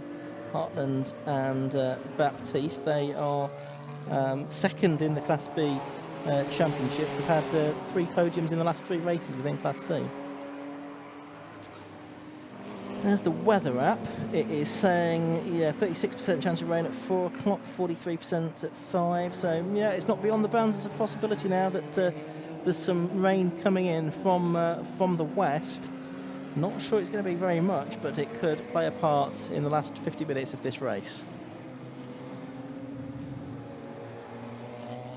Now you can see on screen now, and rain forecast at 4 o'clock.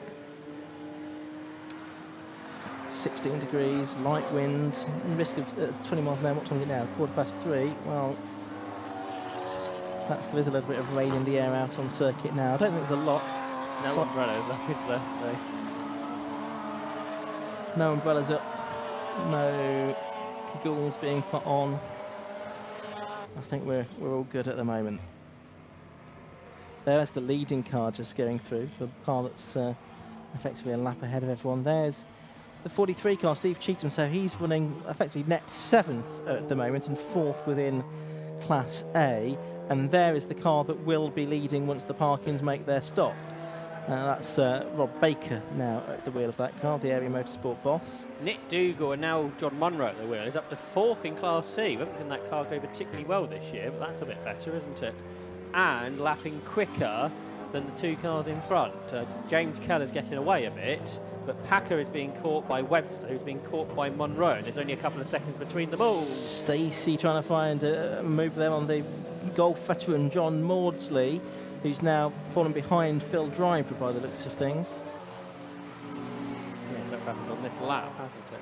Yeah, so it's Driver now at the head of that little triumvirate for position within Class B. That's 4th, 5th and 6th, isn't it, in that class? Yeah. For the lead in the class, there's half a second between Rob Ellick and Paul Ivans. They're both lapping much slower than their co-drivers, and about 3 or 4 seconds slower than this lot. Stacey goes very deep into Lodge, tries to go around the outside of the Golf of John Maudsley. That doesn't really work out at all, and he loses a few car lengths because of that. A good little scrap going on for 4th, 5th and 6th within Class B at the moment. So Luke Handley's about a minute behind those 2 who stopped at a different point, but he's lapping 3 seconds a lap faster. So that could get close towards the end. Here's that Class C battle. So there's Packer in 2nd, Webster in 3rd, Munro 4th, just gone through your shot. The 2 Mazdas going after the Honda. And here's our Class B leaders on screen now. So that's Rob Ellick just ahead of Paul Ivans, the Volkswagen and the Porsche. Okay. So there's plenty of battles out there. There certainly are. It's hard to know which one to look at, isn't it, really? So I think we're going to look back to that Class B lead battle, which is actually the 6th overall. Just in the background, it's the Volkswagen and the Porsche, and it's still Rob Ellick in front. And they were going even slower on that lap. They're about 6 seconds slower than what their co-drivers were. So perhaps that's why they stayed out long, possibly, which actually ended up working for them. But it could mean the rest of them do catch before the end, which is going to be an intriguing chase over the next 3/4 of an hour. There's our Class C battle, still in the same order. Yeah, absolutely right. So Class C cars, and then we've got the Class B cars about to come into shot. Behind, Rob Ellick, sometime racer at Castle Combe, Paul Ivans there. Oh, the 235 cars in the pits for at least the 3rd time now. That's the car being driven by Michael Dark now, the driver from Harpenden. There's our Class B leaders. Paul Ivans, I think you said this is his first rear-wheel drive race coming from Volkswagen Racing in the Intelligent Money Porsche. Still chasing the Volkswagen, which I guess is rated the Volkswagens in the past. More wipers going on now on the car they're chasing, whether that's indication Yeah. And Rob Ellick's taken a very strange line there into the Hislop chicane. I think he braked a bit later than he anticipated doing. Let's head down to the pit lane, and once again we'll hear from John Ratcliffe talking to one of the drivers. You join me down here in the pit lane. I'm joined by Carl for the number 1, the Seat TCR. How's the race going so far? You're in the net lead. We are. We've had to push for it. The parking guys were right all over that. We managed to come in under the first safety car, which was about 40-50 minutes into the race. Had a fueling issue though, so we could only get 5 litres of fuel in for some reason. It wouldn't take anything, so that wouldn't normally see us to the end, but 3 safety cars now, we should just do it. Okay, good. So you got a little bit of luck in there as well to get you to the end. But any idea why that issue has happened? No, it did do it once before, but we changed the rollover valve and it fixed it. Now, if that's gone faulty again, I don't know. But yeah, we'll have to wait and see. But how did it feel generally out there? Did the car feel all right? yeah, it was great for the first 10-15 laps. Started getting a bit of understeer towards the end of the stint, so we're managing that. But all in all, it feels good. All right, good. Have you got comms with your co-driver? Do you know what he's kind of thinking out there? Yeah, he's lifting and coasting. Well, he did his lifting and coasting. We should be calculated right now, so he's going for it. We've just got the parking guys to do their pit stop and see where they come out. It's a bit of an unknown. If they don't get a safety car, we should be in the lead by quite a bit. But if they get a safety car and get luckier than we did and don't lose a lap, they could be a lap in front. Gotcha. All still to play for in this race then. So best of luck to you, mate. Thank you for chatting with us. But yeah, we'll send it straight back up to the guys in the comms box. As I say, still all to play for. And there we've had an incident which it looks as if it's just about resolved itself, actually. I think that's the Julie McBride car, isn't it? That's been off at Island, but got back into the race. Yeah, it's just rejoining at Island, so I guess that all started at Cascade. But yeah, I think that car's looks like it's avoided any impact, which is good going. And managed to get himself off the grass. Yeah, no, you wouldn't know anything different, would you, if we didn't get that shot before the car off the road. So that's all going to continue as it would. In Class B, Phil Driver is only 2 seconds behind Luke Handley now, and those drivers are only separated by 2 points in the championship, I think, when drop scores were accounted for, we said. Yeah, that's absolutely right. So that could all get rather interesting.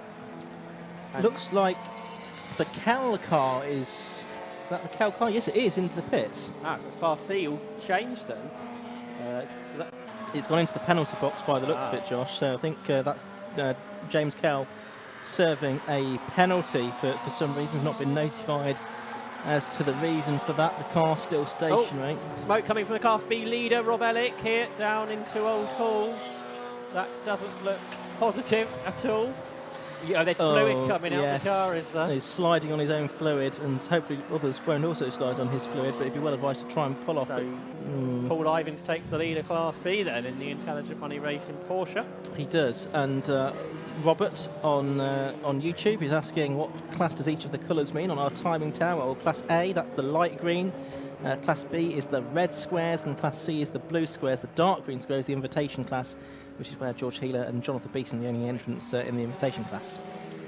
Continuing is Rob Ellick. No one's sort of going off, I don't think, behind him. Oh, contact has gone off. It's Will Stacey. So the Class B Championship battle takes another turn. That was at Druids. Who was he trying to get past? He was still trying to get past John Maudsley, wasn't he? And that's gone all a little bit wrong for him. What I was going to say, Class C, with a Kell penalty, that means Jonathan Packer lead. He was only half a second ahead of Chris Webster. He was only a second ahead of John Munro. So we'll try and pick up on that as well as this race untangles. This does seem to be the most chaotic Club Enduro race I can recall here. Yeah, it's certainly looking that way, isn't it? Just to expand a little bit more on the classes as well, as we see the Rob Ellick car keeping to the right-hand side of the circuit now, but heading back for the pits. Class A. That means cars of up to 300 brake horsepower per tonne. Class B, cars of up to 240 brake horsepower per tonne. Class C, cars of up to 180 brake horsepower per tonne. So it's all done on a power to weight basis rather than any other particular measure. And now Ellick pulling off completely up against the tyres, just beyond the point where he could have turned off the circuit completely, actually, but there we go. Yellow flags. Oh, and Jonathan Barrett's now had a spin. That's at Old Hall then, because the yellow flags are here in front of yes, that's just on the exit, so just obscured from our view out the window by the hospitality building next to us. It's not one of the most well-located commentary boxes in the country, so just as well we're commentating on the live stream here today. Back on without too much of a drama. And now the slippery surface flag's going out, which suggests possibly that was Rob Ellick's fluid that Jonathan found. Could be. Or the car's fluid. There's the car of Will Beach, who's only 7 seconds behind Rob Baker. He's doing a good job, isn't he? The first time he's driven this car, he's not fallen that far behind Rob Baker, who's been driving it for quite some time very successfully. Yeah, it's about 7.5 seconds behind now. He's only lost about 5 seconds, something like that. Here's the Class C leaders into shots. There's Jonathan Packer in the Honda, and then the two Mazdas behind are Chris Webster and John Munro. So not really that much separated the three of them. Jonathan Packer's got a bit of a bigger class lead than he once did. John Munro, I don't think was expecting too much from this weekend, so I think if they can get a podium out of it for Class C, they'll be quite happy with that. The car was struggling to get into qualifying this morning. The mechanics were sort of dangling legs out the window trying to get the car back going. I think some kind of electrical issue. But now it's got into the race. Yeah, this is the best they've gone this season, without a doubt. Then they have had a couple of podiums, but this is looking pretty good as they head up Clay Hill. There's the class leader, Jonathan Packer, who's not had the season we expected from him after he did so well in the final round last year. Yeah, it was Donington, wasn't it? Yeah. The December meeting where he sort of really shone, didn't he? We thought, he's going to be one to watch this season, but it's not necessarily proved to be the case. Andy Robe has been in, I think, to serve a penalty and gone back out again, 29, but not one of the overall contenders. So there's Monroe chasing after Chris Webster. They climb over Dearsley then to complete another lap in the race. Yeah, Packer is going to have, what, a couple of seconds over the other cars in that battle, I would think. That gap's gone out. Scott Parkinson's completed another lap, by the way, so he's not coming in still. He's only got 24 minutes left of the pit stop window in order to make his stop now. So time running out to hand over to Ryan. 38 minutes of the race left to go. There's Packer.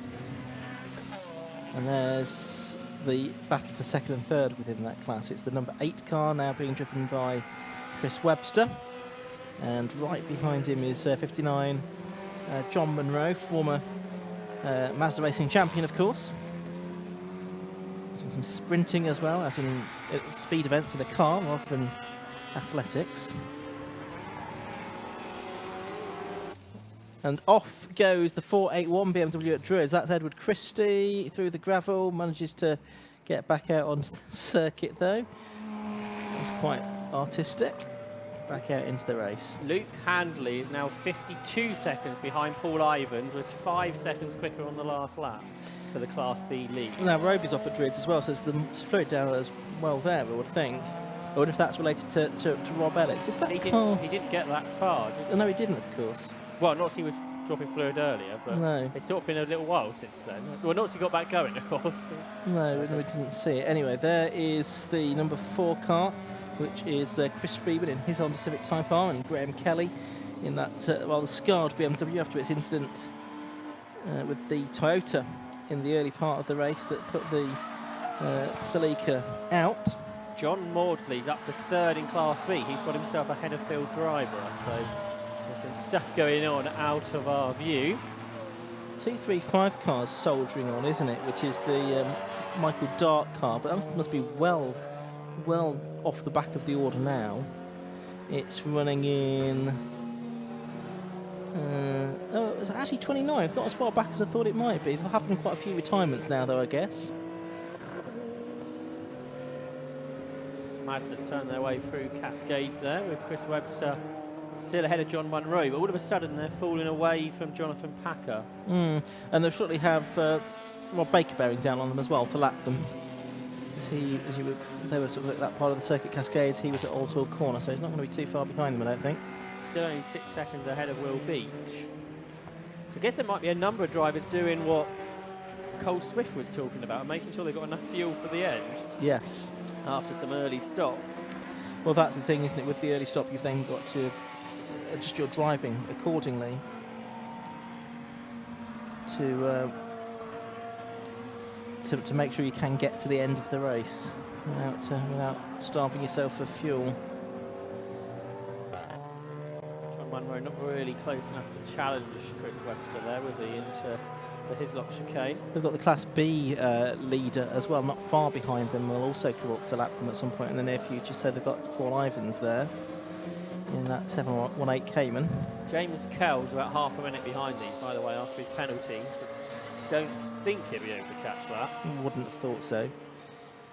In the remaining 35 minutes of this race, there's Munro.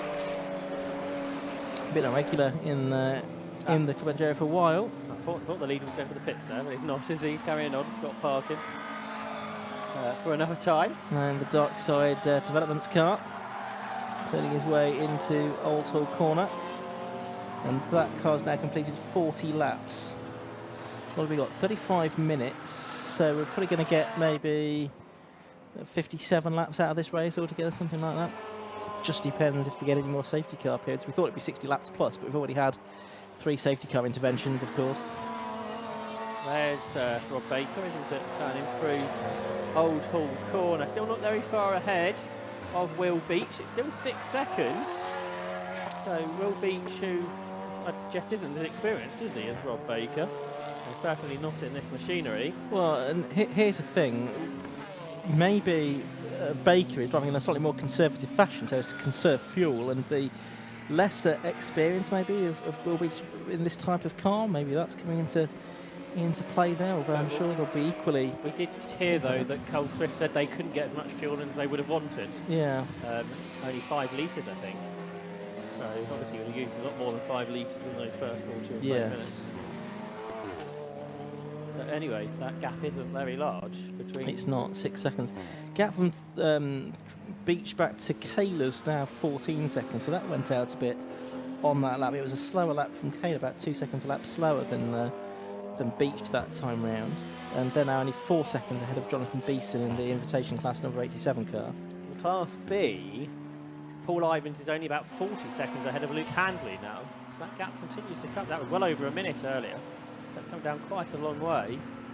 And then Handley's 5 ahead of the Maudsley driver battle. And then William Stacey's about 5 seconds behind them after he's off. There is Paul Ivans, the Class B leader. Yeah, just making his way past John Munro, who's become a little bit distanced now from Chris Webster ahead of him. And there is the Porsche moving into focus. It's a fantastic Intelligent Money livery. So yes, that's the car leading Class B at the moment. Steve Houston started the car, Paul Ivans driving in the second part of the race. That lap was a bit quicker for Paul Ivans. He's got sub 2 minutes again, which I guess he really needs to be doing if he wants to hang on to the class win.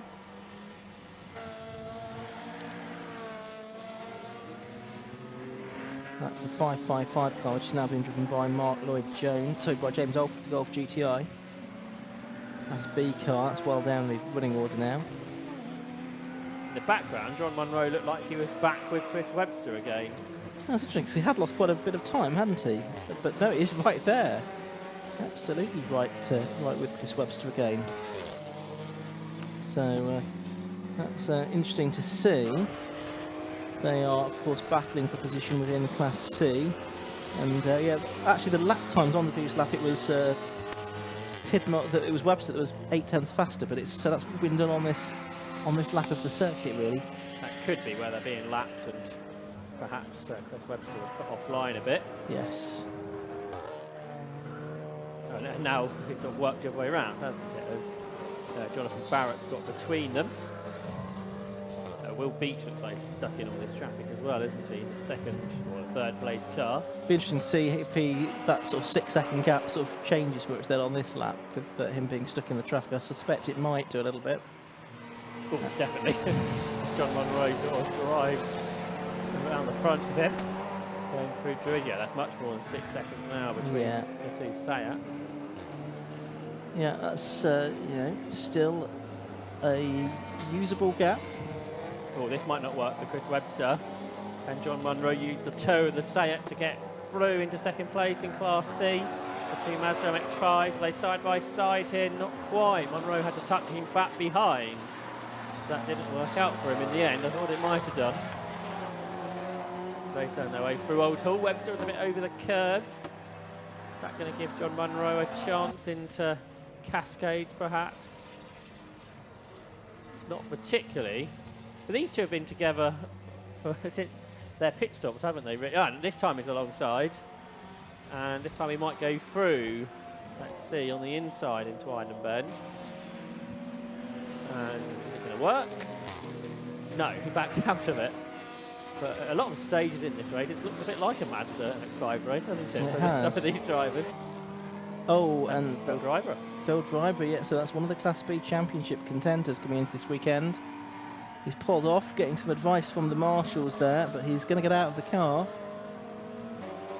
So yeah, that is one of the championship contenders out of contention to take it. We would assume so, yeah, so that's going to leave it just between the two of them now. Luke Handy and Will Stacey. Will Stacey's behind by 10 seconds or so, and he needs to finish in front. So he's got his work cut out in the remaining half hour of this race. There's Driver out of the car. His race lasted a lot longer than we thought it might do, though. He ended up in the garage at one point. Well, that's true. That is true. For fourth overall, William Castle's been caught by Jonathan Beeson. They're separated by 3/10. So that might be something to catch up on, but it's hard to take our eyes off the Webster-Munro battle down towards Lodge, because Munro is looking to the inside. These are going to be lapped, aren't they, by those other two very shortly, because the two Seats are not far behind. No, they're not. But Chris Webster stays in front, so we might be able to see both battles in one shot in a moment to come up to complete another lap. So this is about the second in Class C, and then in the background it's about the fourth overall between the two Seats that are nose to tail. Yep, they are now. So it's the 126 car of Brad Kaler and the 87 car of Jonathan Beeson. And I can see that Beeson gets a better run out of Old Hall. But I think Kaler remains ahead for the moment at least. But we're still watching this battle for second within the Class C between Chris Webster and John Munro. It's been very little to choose between them for several laps now. They're heading off down to the left-hander at Island Bend. Orange car Webster and the white and grey car being driven by John Munro, Scottish driver.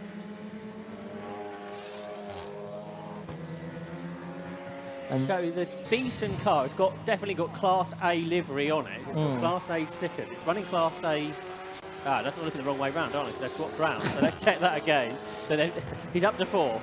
Jonathan Beeson's up to fourth. When they run that Seat before, it definitely running Class A. When they had the Golf, it went into the invitation class. I'm trying to pick up. I picked up the wrong of the Seats because I didn't expect them to swap around. No, well, we might get a shot here. He got me sideways. Did Jonathan Beeson. And yeah, it has got Class A stickers on it, hasn't it? So yeah, well, we'll see which classification it gets put in at the end of the race. For the moment, we've not been advised anything other than it being part of the invitation class. Either way, he's into fourth overall now, ahead of Brad Kaler. And John Munro's now alongside Chris Webster out of Druids. And is this going to finally work? Oh, it gets tight as the Seat laps them. Munro's on the inside though. It does look like Webster's car's got a bit more straight line speed at the end of the straights, but this, John Munro's getting into sprint mode there, trying to force Chris Webster out wide across the line. This will really show if Webster has got more straight line speed, because Munro, yeah, he has, hasn't he? So yeah. Munro's going to have to do it on the brakes into Old Hull, which he does. Might actually be that rear wing nicely, just slows it down a bit at the end of the straights, but gives it a bit more corner speed on the TWP car. They're still side by side, aren't they? They head down Cascades. Half a lap they've been there. It's Webster that, as they turn into Cascades, that just pops back in front though of the 59 car of John Munro. So Munro still in third position within Class C at the moment, behind Webster. And of course it's Jonathan Packer that leads Class C. He's a little bit further up the road than both of these in his Honda Civic. See Mazda's second and third in the early part of the race, because it was BMWs that were it's the 4 in Class C, but they've all had various dramas and dropped out or dropped back. Do you remember when we said James Cowell was half a minute behind these two? Yes, I do remember that. He's less than half of that now. I was going to say, it wasn't that long ago either that we were saying that. He's 14 seconds back, so he is flying. Well, there's a chance then that he could make it onto the podium. I think it was about 35 minutes to go, we said that, so he's made 15 seconds in 10 minutes. He has got 2 other Class C cars between him and those in front. Charlie Dart BMW and Jonathan Hayes' another car, another BMW. Outright leader still out there, by the way. Scott Parkin in the 113 car, with only 10.5 minutes left of the pit window. So still leading the race, but Baker now 11 seconds clear of Will Beach, the de facto leader of the race, and Jonathan Beeson third in the number 87 car. Fourth is Brad Kaler. So it's Sayats 1, 2, 3, 4. And Steve Cheetham leading the Porsche charge. He's in 5th position overall, number 43. That's after we take out the Parkins who are yet to make their stop. Might well come out somewhere around them, mightn't they? Yes, could do. Chris Webster not quite as intensely pressured by John Munro at Oulton Corner on this lap compared to the previous one. There's quite a bit of daylight between them as they turn their way through Cascades this time. 24.5 minutes of the race left to go. Windscreen wipers on for number 91. Ashley Bird as he comes past my commentary box. Luke Handley is now only half a minute behind Paul Ivans for the Class B lead. That was well over a minute at one point. It's going to get close. I'm just wondering if it might be a little bit too much, but there's going to be much between the women Class B. Luke Handley is 8 seconds ahead of Will Stacey, who's got ahead of John Maudsley for, that is 3rd place then, isn't it, within the class? 24 minutes of the race still remaining. And Sarah Hobson going through a shot there in her Celica. 2 of them started this race, but we're only going to end the race with one of them. And it's her local track, of course. She's from Warrington, so not too far away. Race leader Scott Parkins has done a 1:49, which isn't quite as quick as the Lotus went earlier, but not far away. The fastest lap still with the Lotus. Oh no, the fastest lap is now with the Jack Layton BMW 73. Well, that was the one that was out of the race earlier. Yeah, so we missed that. 1 minute 49.82, the fastest lap. Yeah, and it's not a one-off, is it? 'Cause another lap, the last lap was a 150.02 as well. So they are about 24 laps behind, I think. 22 laps behind, I think. Yeah, Scott Parkin lapping almost as quickly. It was where my point was going, although with the wrong car. But there's Beeson. How's he doing on? Well, he's pulling away from Brad Kaler pretty well, and he's catching William Beach. He's only 11 seconds behind him, and Beach is falling quite some way behind Baker in the traffic. Now 14 seconds. Yeah, that gap's gone out quite a long way, hasn't it, in the last 5 minutes or so of the race. Right, a car into the pit lane. It's not the Parkins. It is the Golf that is coming in. The John Maudsley car, I think. Yeah, it is the John Maudsley car, number 10. So, where was that? That was in 12th position, and it was 4th in Class B, I think, at the time. Yeah. Of course, it was running in the podium spot earlier, but yeah, it There fell it is. behind William Stacey. Stacey, by the way, set another fastest lap in Class B, 1 minute 54.72. So that's another new lap record there. I don't think anybody else has gone quicker. Is there a problem there for Will Beach, who's 3rd overall? Yeah, because he's fallen behind Beeson here. Yes, he and has. It looked like there was smoke, I think, from the Seat that's come from Lithuania this week. And is it for the pit lane? So in the background, we looked, there's our new 3rd place car, Jonathan Beeson. Yeah, it's heading to the pits. I can see out of the commentary box window. Just wonder if it's a puncture. from the smoke we saw, but only got a brief glimpse of that. So Yeah, it's in the pit lane. We'll see if we can pick up on that in a second. There it is. 27 car coming in. it looks a bit muddy. It does. Very muddy, in fact. So there's been some rally crossing going on, I think. Is that a flat tyre? Well, they're certainly getting the wheel off, aren't they? They've got another wheel ready to put on. What a shame, because that was going so well. Is that Cole Swift helping out as well? Yeah, looks like there's some grass to be maybe cleared out of the air intake. So they're getting the next wheel on. They're cleaning the windows. Yeah, there's some sort of big flat spot on the tyre, so I think it is a puncture. Fastest lap of the race, by the way, for Scott Parkin. Fastest lap, 1 minute 49.56, which is 0.08 of a second off the lap record for Chris Boardman. So he's really flying along. Can't have much fuel left in the car. Absolutely not. Lights being flashed there by Brad Caylor again, isn't it? Yeah, just behind him is Paul Ivans. He is now 27 seconds ahead of Luke Handley in the Class B lead battle. Will Beach going back out into the race underneath our commentary position. So he's fallen behind Steve Cheetham as well, therefore, so down to 6th.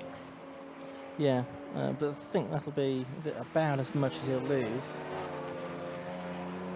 So if Scott Parkin is going to pit, he's got to do it in the next couple of laps, hasn't he? Well, he has. Is there any sign of any pit stoppery going on it down below us, Area Motorsport? No. Is the short answer to that. Okay. So there, out the pit lane is Will Beach, who had been doing a really good stint. I'm sure he'll be pleased with that, first time in that car. There, 19 minutes left to go now in this Tegiwa Club Enduro Championship race here at Oulton Park. If you're enjoying the action either at the circuit or on Alpha Live, that's a bit close, Second isn't place, it? Or the Beeson car was one on the inside. It's Andy Bailey who gets shuffled off at Island Bend. That's rather unceremonious, wasn't it? So Jonathan Beeson, yeah, who was 3rd, a bit further back. Andy Bailey's made it back to 13th on the back of the grid. So that was, what, top 5 in Class B?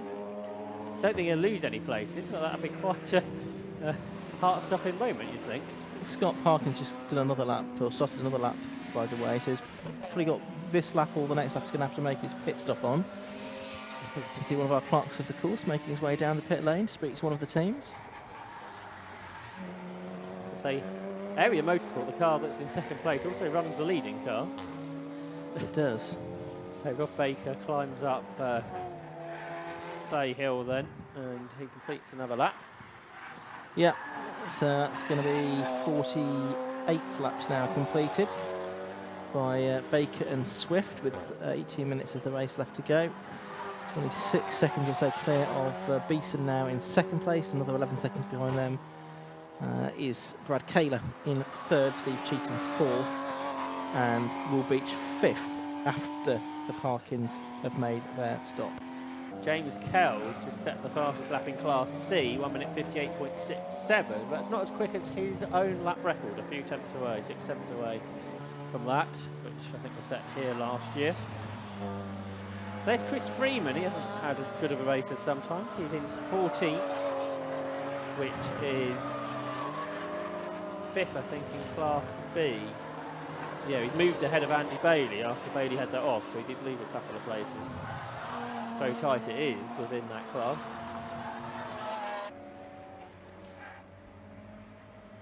Just keeping an eye out. Into the pits comes a BMW. And into the pits comes Scott Parkin as well. Scott Parkin, at long last, has appeared in the pit lane. 16 3/4 minutes. I don't think he could have really afforded another. That's Andy Roby, but behind there is the 113 car of Scott Parkin, the race leader, that's been out there for an hour and 50 minutes, very nearly. It's almost like Ryan didn't want to drive it. Well, a very interesting point. Actually, is there going to be another driver getting in? Well, yes, so let's wait and see how it all pans out. That's Scott getting out. Fuel goes in, yep. And you wouldn't have thought that they'd put very much fuel in at this stage of the race, because there's only 16 minutes of it left. And sure enough, think they've done the job. We'll do a tyre change as well. Carl Swift again assisting. It is a new driver getting in, isn't it? So Yeah. Ryan Parkin will get a few laps. Not terribly many. So where do we reckon they're going to finish in all of this? Good question. Should be top 6, something like that. Yeah, I would think. The question is, can he get out ahead of Steve Cheetham? So if we've got 5 players in the top 5 or not? Yeah. So Exactly the same tyre being changed that got changed on the Will Beach car. oh, yes, essentially, is that the one that comes under most stress Or- around this lap? Or are they changing one on the other side as well? Not sure. So you can Didn't look like. see at close quarters the work being done here to get that car out into the race once again. Doors closed. Just checking all the pressures as well by the looks of it. Keeping it nice and cool as well to prevent any overheating. But all of this will mean that at any moment now, I think, we'll see a change of lead on our timing screen, because Rob Baker should come through to take the lead in the number 1 car. That's the car that he shares with Carl Swift, who's been assisting with this pit stop we've been watching. Again, window's given a bit of a wipe. Make sure that Ryan can see the way clear. Looks, I think that just coming out of Lodge corner now. Yes, we've got the leading car on the inset. You can see him, and there over the line goes Rob Baker, and that will be to take the lead. Should be. Well, I'm slightly questioning it with the timing screens. Yes, I am as well, because I just looked at the same thing and thought, oh, okay. Yeah, because that. Oh, yeah, because there's yes, it'll shake out after the next lap, Yeah, won't it? because he's already crossed the line in the pit lane. Exactly. didn't he, before? Yes. So that's second. Now it's back to be third for Parkins, because Jonathan Beeson comes through. That's the 87 car. And Brad Cader will come through too. I wouldn't be surprised if they get back out in 4th. Yeah, it kind of feels like they might do. So we've got Kayla just coming up to the line now. You can just see him in the back of shot.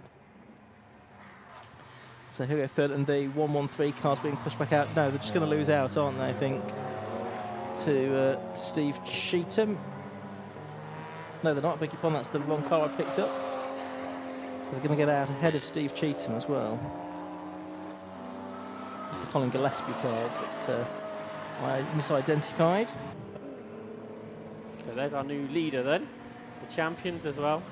Rob Baker at the wheel. Cole Swift started the car. And that is a car that's only ever lost once, I think, in its history of racing in the Club Enduro Championship, which twice actually, wasn't it? Once here last year, and then last Yes. time out at Silverstone. That's right. But it's been it's served them pretty well, hasn't it, over the past couple of seasons or so. There is that 144 car, Sarah Hobson, who really enjoys the longer races and looking forward to racing at her home circuit. She's not been racing for that long, only a couple of seasons. And there she is, just behind on the road, behind the 481 car of Edward Christie. In Class C, Ian, Jonathan Packer's lead has come back down to 5 seconds to Chris Webster. Yes. John Munro's dropped away a bit. Charlie Dark is 4th, and then James Kelly's up to 5th, so he's got past Jonathan Hayes. He's only 13 seconds behind class leader Jonathan Packer. So that's interesting to see how high up he can get. Absolutely right. James Kelly, very rapid driver in MX-5, but also, as you say, British GT. He's raced in Ginettas as well. Yeah, I think racing the McLaren this year. Last year raced the Toyota in British GT. So coming back to an MX-5, a bit of a different experience. Yeah, I think it's next weekend, isn't it? The final round of British GT at Donington Park. That's right. So slightly different pace, but obviously likes having sort of a family day out with his dad, and he's been very quick here today at Oulton Park. And we shall see. So he's currently 5th, isn't he? With just over 10 minutes to go. Yes. So we'll be able to see if we can break into the podium positions. There is the 68 car of James Kell, so he is just behind Charlie Dart. Will that be the case for much longer though? And you can see John Munro not that far up the road either in the 59 class. That's the car that's running third in Class C at the moment. That's the target then for James Kell in the last 10 minutes or so of this race. There's Kell in the green car, trying to get alongside that red BMW now, down towards the right-hander at Oulton corner, and he's done it. He's gone through into fourth position ahead of Charlie Dart. So James Kell now fourth within Class C, and he chases off after John Munro. And how much time does he need to make up to catch him? Something like 2 seconds. Yeah, I think there's a dodgy transponder on the Kell car as well, so you have to watch out for that. But yeah, he's through into fourth. He is 14 seconds behind class leader, so 13 seconds ahead behind class leader Jonathan Packer.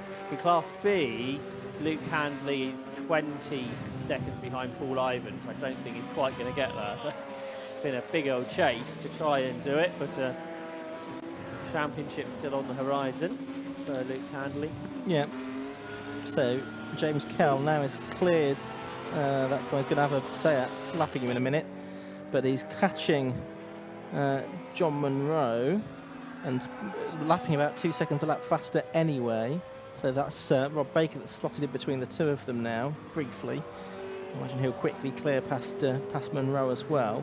Munro himself is having a dice with a car that's on a different lap as well. I think that's the Roy Baptiste BMW. It's also a Class C car, but not within the battle on this occasion. Yeah, I think it pitted out of sequence, didn't it? Yeah. So there's Kell right behind Baptiste now, but almost right with John Munro as well. So very good recovery this for James Kell. They'd be a long way in front if they hadn't got that penalty, of course. Just being lapped by Steve Cheetah, who's trying to hang on to fifth place, but he's only 6 seconds ahead of Will Beach. And James Alford's Golf is in trouble. Oh, it's back up to speed, I think. It's yes. a bit smoky, so I wonder if he had a big look up or something into the Shallows hairpin. And confirmation of that. So back going again, which is the main thing. 8 minutes remaining then in this race. So Carl Swift and Rob Baker, who's at the wheel of the car now, leads by 25 seconds from George Healer, which is shown in the invitation class. We'll get confirmation whether that's an invitation or Class A car in the end. And then third place, number 126, that's Brad Kaler. Fourth, after the late pit stop, 113, Ryan Parkin. And fifth, 43, Steve Cheetah, the first of the non-Seats in his Porsche. Number 43, the Lodge Sportsman. And sixth is the car that did make a stop to have a tyre change or wheel change. Will Beach, number 27, in the Seat. Class C leader just going over Hilltop ahead of the Class A leader, Jonathan Packer. Another area motorsport run car. And there is Will Baker, our overall and Class A leaders, with probably 4 laps to go at the end of this one. Yeah, and that's all that stands between them and confirmation of the championship. The lead gap's been coming down, 23 seconds. It's not obviously going to be caught, but if Haler and Beeson didn't have that penalty, that would have been much tighter. Absolutely right. Absolutely right. And yeah, they've been lapping a couple of seconds quicker for the last 2 laps. So there's Luke Handley just at the backgrounder shot.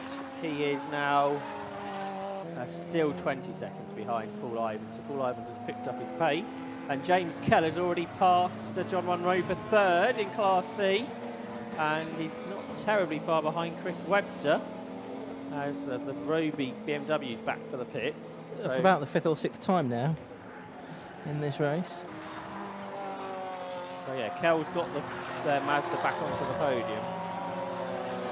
Second is a possibility. Well, yes, Chris Webster, how far up the road is he? 4 seconds. But Jonathan Packer, I think, will be out of reach. Yeah, I would think so. Yeah, so there's Rob Baker then, number 1. It's the car and the duo that won the championship last year, and they also were second in Class A in 2019 as well, so they've been very successful over the past few seasons, the area motorsport team. The parking, so that's now Ryan, isn't it? It's only 6 seconds, I think, behind Brad Kaler. Make that 5 as they cross the line. So the overall podium is not done yet, it would seem. But cars hopping over the curb like it's a touring car race there. So there you've got second in Class C, third, fourth, fifth and sixth, pretty much in one shot. The two BMWs there, right on the tail of John Munro. That's fourth, fifth and sixth almost across the circuit together. And Jonathan Hayes gets fifth from Charlie Dark. Yes. The Class C race, pretty much all the way through, been super tight, hasn't it? It has, and Hayes there, coming back, they made a later stop than a lot of their competitors within Class C, into the sort of third of the safety car periods that we had. Most of the drivers and teams opted to stop in the second safety car period. They're a little bit out of sequence from that point of view. But no, it's been really competitive within Class C, and that's good to see, actually. You know, we have the very rapid cars in Class A, but Class B and Class C have also delivered some very good racing in this Club Enduro Championship, not just today, but throughout the season. In particular, today it's been a good race within Class C, I think. And change the fourth across the line because that's the BMW ahead now. Jonathan Hayes ahead of John Munro. Oh, and James Kell's just gone much quicker, and he's gone all race long, 1:58.00, which is 600th underneath his own lap record. So he got there in the end. Well, exactly, and that's you know, been inspired, no doubt, by the attempt to catch Chris Webster. He was nearly 3 seconds faster than Webster on that last lap, wasn't he? So the gap between them is down to 1.7. There you are. There's Chris Webster, second in Class C. They're only 10 seconds behind class leader Jonathan Packer. So it's not like he's that far in front. Yeah, and Packer sort of lapping in a similar pace to the Webster car, actually. So another 5 laps probably, and Kell could have won this class, couldn't he? Ooh, smoke.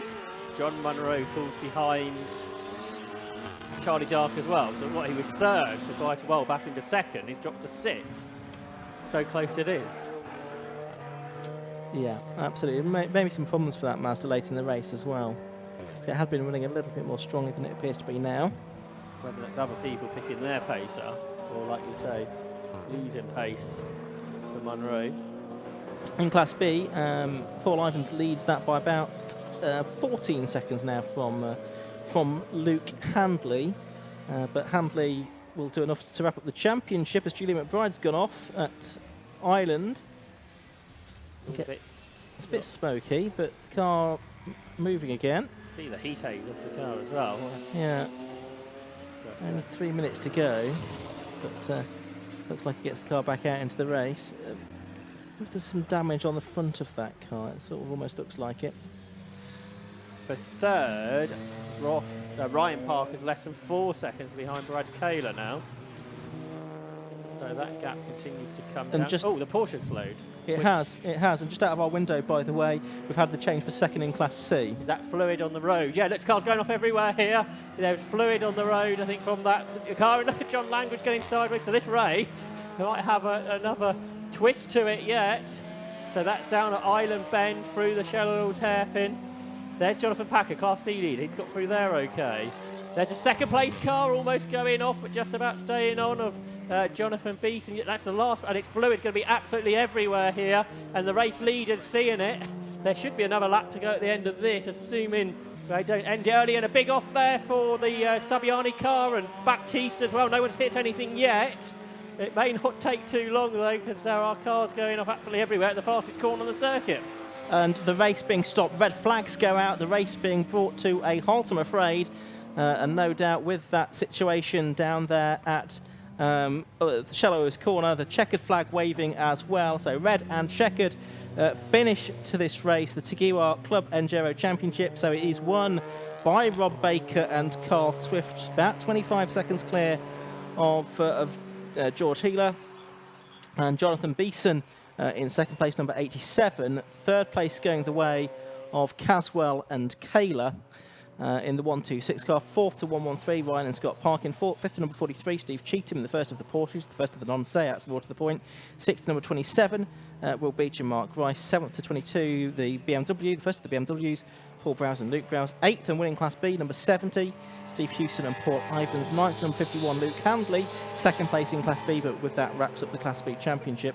And 10th in the end goes the way of number 91, Oliver Owen and Ashley Bird in their BMW. I think that's probably the first time they popped up into the top 10 right at the end of the race. How's it looking further back behind that, and in particular in Class C, Josh? Well, it's Jonathan Packer that won Class C. Second, Chris Webster and Matthew Tidmarsh. Depending where the lap goes back to where the results are taken, will the Kell still get on the podium? I think it will go back a lap from to the lap before, so I think it'll be Webster that gets the second place in Class C. I wonder who would get third. I think that might still be the Kells. I think they might be all right for that, but we'll have to wait for the official confirmation of the results. But I think the overall top three and the class winners we can be fairly sure of. Baker and Swift, Healer and Beeson, Caswell and Kaler, the top three overall. Class B, Houston Ivans, and Class C, Jonathan Packer, number 78. I guess it might be a little while before we get any more racing here at Oulton Park as well. There's fluid around best part of half the track now. Yeah, and there we are. There's Julian McBride's car dripping away merrily onto the tarmac. Fortunately, that stopped at the on the old circuit there, the Foster's circuit, which is very rarely used these days. But there is oil from Island all the way to Knickerbrook there. Marshall's very quickly on the scene with their brooms, spades, and buckets of cement dust or whatever it is that they put down on the circuit these days. So very quickly interaction. Fantastic work as ever by the marshals here at Oulton Park. Many, many thanks to them for all of their efforts. And look, here's some more marshals equally springing into action very quickly to do similar work on the exit of the corner. So there's a lot of oil or fluid to be dressed down there around the Island Bend, Shell Oil's corner, possibly all the way up to Hislop Chicane. So a good portion of the lap. So the race being brought to a slightly premature conclusion. We're within a couple of minutes of the checkered flag anyway. Best lap of the race, that went to Scott and Ryan Parkin with a 1:49.56. Just outside the lap record, actually by 8/100ths of a second. So no new overall lap record within Class A.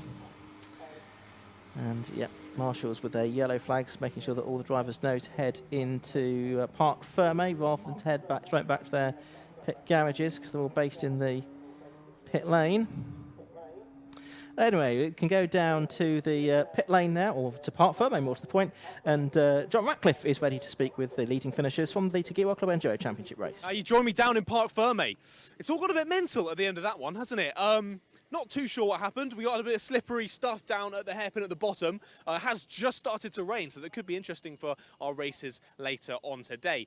Now, the cars have just pulled in. If you want to pan around and have a look at these absolute beauties, we've got the class winners. I believe the Class A winner, the Class B winner on our right, and then the Class C winner on our left. But as you can see, the garlands getting stuck on the cars. Everyone very, very happy to be finishing where they are. Now, I hope we're going to be able to talk to everyone. I think we'll have a quick chat to our Class C winner to begin with. Now, sir, Class C win. Yes. Fantastic. You must be happy with that one. Yeah, extremely happy considering how hard it was. Many safety cars. Oil, lots of oil spillages, literally on the last lap there when they just red flagged it. There was oil from Shell Oils literally right round to coming up to Druids. So they called the right decision to stop it. But it was a battle because I started at the back. So I was at the very, very back. I started on the rolling start as the last car. So it was a really good battle. Car's been brilliant. Airy Motorsport have done an amazing job as usual. And I'd like to say thanks to Tom, my mechanic, who's done a sterling job. We pitted at the right time. Safety car came out, and I didn't know really whether to chase it for a lap and try and gain some time and pit, but gut feeling was just to pit. So that's exactly what we did, and it was obviously the right decision. Yeah. So yeah. It must have been fun from the back fighting through all the different cars. I mean, you must have been on 100% the whole 2 hours, really. Yeah, it was basically qualifying laps for the whole 2 hours. Yeah, I think I got a warning flag for track limits because I was just late on the brakes into this corner so many times, just trying to manage the gap from the other car behind me in second place. But 2 hours hard work. Definitely need a drink of water, and yeah, think you need a bit more than a water after that, maybe a cheeky pint or two. Yeah, I've got to drive back to London.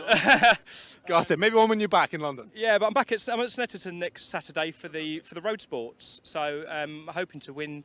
I think it's close. There's a couple of points between me and first place in Class C there as well. So yeah, next week at Snetterton, I'll be back. Another celebratory weekend next weekend then, hopefully. Hopefully, went there last week to do a little bit of sneaky testing, and yeah, the pace was really good, really good. So we should be good. We should be good for next week. I wish you the best of luck, mate, and well done on your class win again. Cheers. Thanks for speaking with us. Awesome. Let's have a chat with, I believe, our Class B winner over here.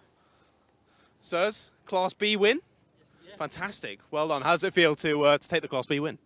Excellent. Steve had an absolutely fantastic start, set the pace.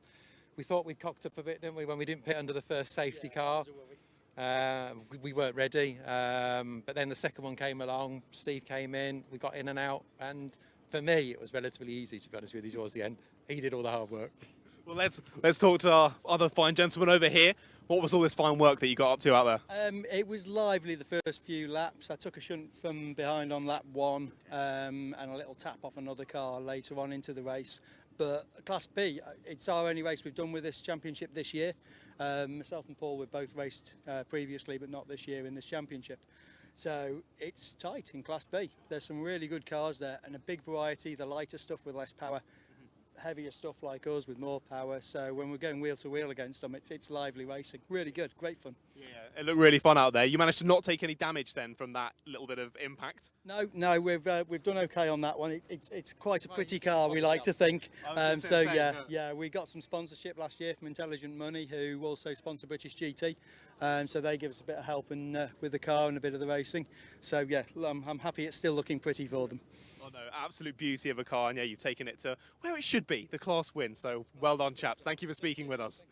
Now let's also speak with, I think the guys have just gone over here, with this beauty, the Seat Leon. Look at it. As we said, that Porsche over there is a beauty. Seat's also a beauty, and the Honda as well. So lots of fantastic cars in this long endurance race. So a lot of drivers quite red in the face after that one. But let's have a chat with our top class winners, our outright winners. How do you guys feel about that? Good. That was a stressful race for all the team, to be fair. The fuel issue didn't help, but we got that under control, and the safety cars help, and the stop 3 minutes early. But Rob did a great job pulling in more than half the race and take the championship again. Yeah, it looked like the other car, I can't remember the names of the guys that you were helping out in the pit lane. Looked like they might get it if the safety car came out. Lucky for you, it didn't happen. It didn't quite work out for them. I think they finished in 4th overall in the end. But yeah, how did you feel about that, not going their way? Strangely, we'd tried a different tyre. I mean, we've stuck with the same tyre the whole season because it's been the one that we've found out of all the ones we've tried, and they gave a new tyre a go, and it's looking like it might have some performance because right at the very end they punched in their fastest lap, which was the fastest they've done. So we're going to have to give them a go as well. Yeah. Definitely something to try in future. How was that final stint for you, sir? It was all right, apart from in our pit stop, we didn't get any fuel in the car because we've got a problem. So we did the whole race on 100 litres, and thankfully there was a couple of safety cars because we wouldn't have made it. We finished this with 3 litres, 4 litres left in it. So there was a lot of coasting and lifting, and the guys did a great job keeping me updated on the gaps behind.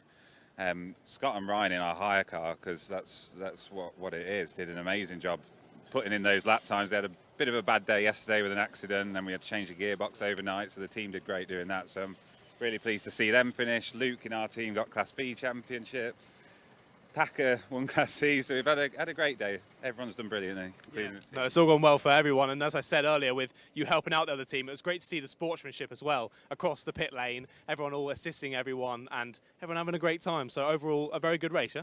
Yeah, brilliant. I mean, one of the guys that pushed us all the way is also in our team. They got their car from Lithuania on Wednesday, turned up here Thursday, did some bits, tested it Friday and raced it today. So they've jumped in that car and done that, and up until, unfortunately, they had a puncture. They were running in second, I think, for the last 25 minutes, so they did brilliantly as well. So yeah, don't know where everyone else came because I was driving the car, but from what I know, everyone had a good day, hopefully. Yeah, good. And well done, guys, and congratulations on the outright win. But yeah, as they said, it all going a bit crazy at the end. Lots of people changing positions. Obviously, we had the bit of spillage down at the hairpin. Some people going off and having a disastrous end to 2 hours of racing. But there we are. Fantastic, well done to everyone getting on all their class wins. And we've still got 4 races to come, believe it or not, even after a 2-hour race like that. So I believe coming up next is the Sport 1000s. However, it has just started to pitter-patter down here, so we might see some interesting racing coming up next, so don't go anywhere.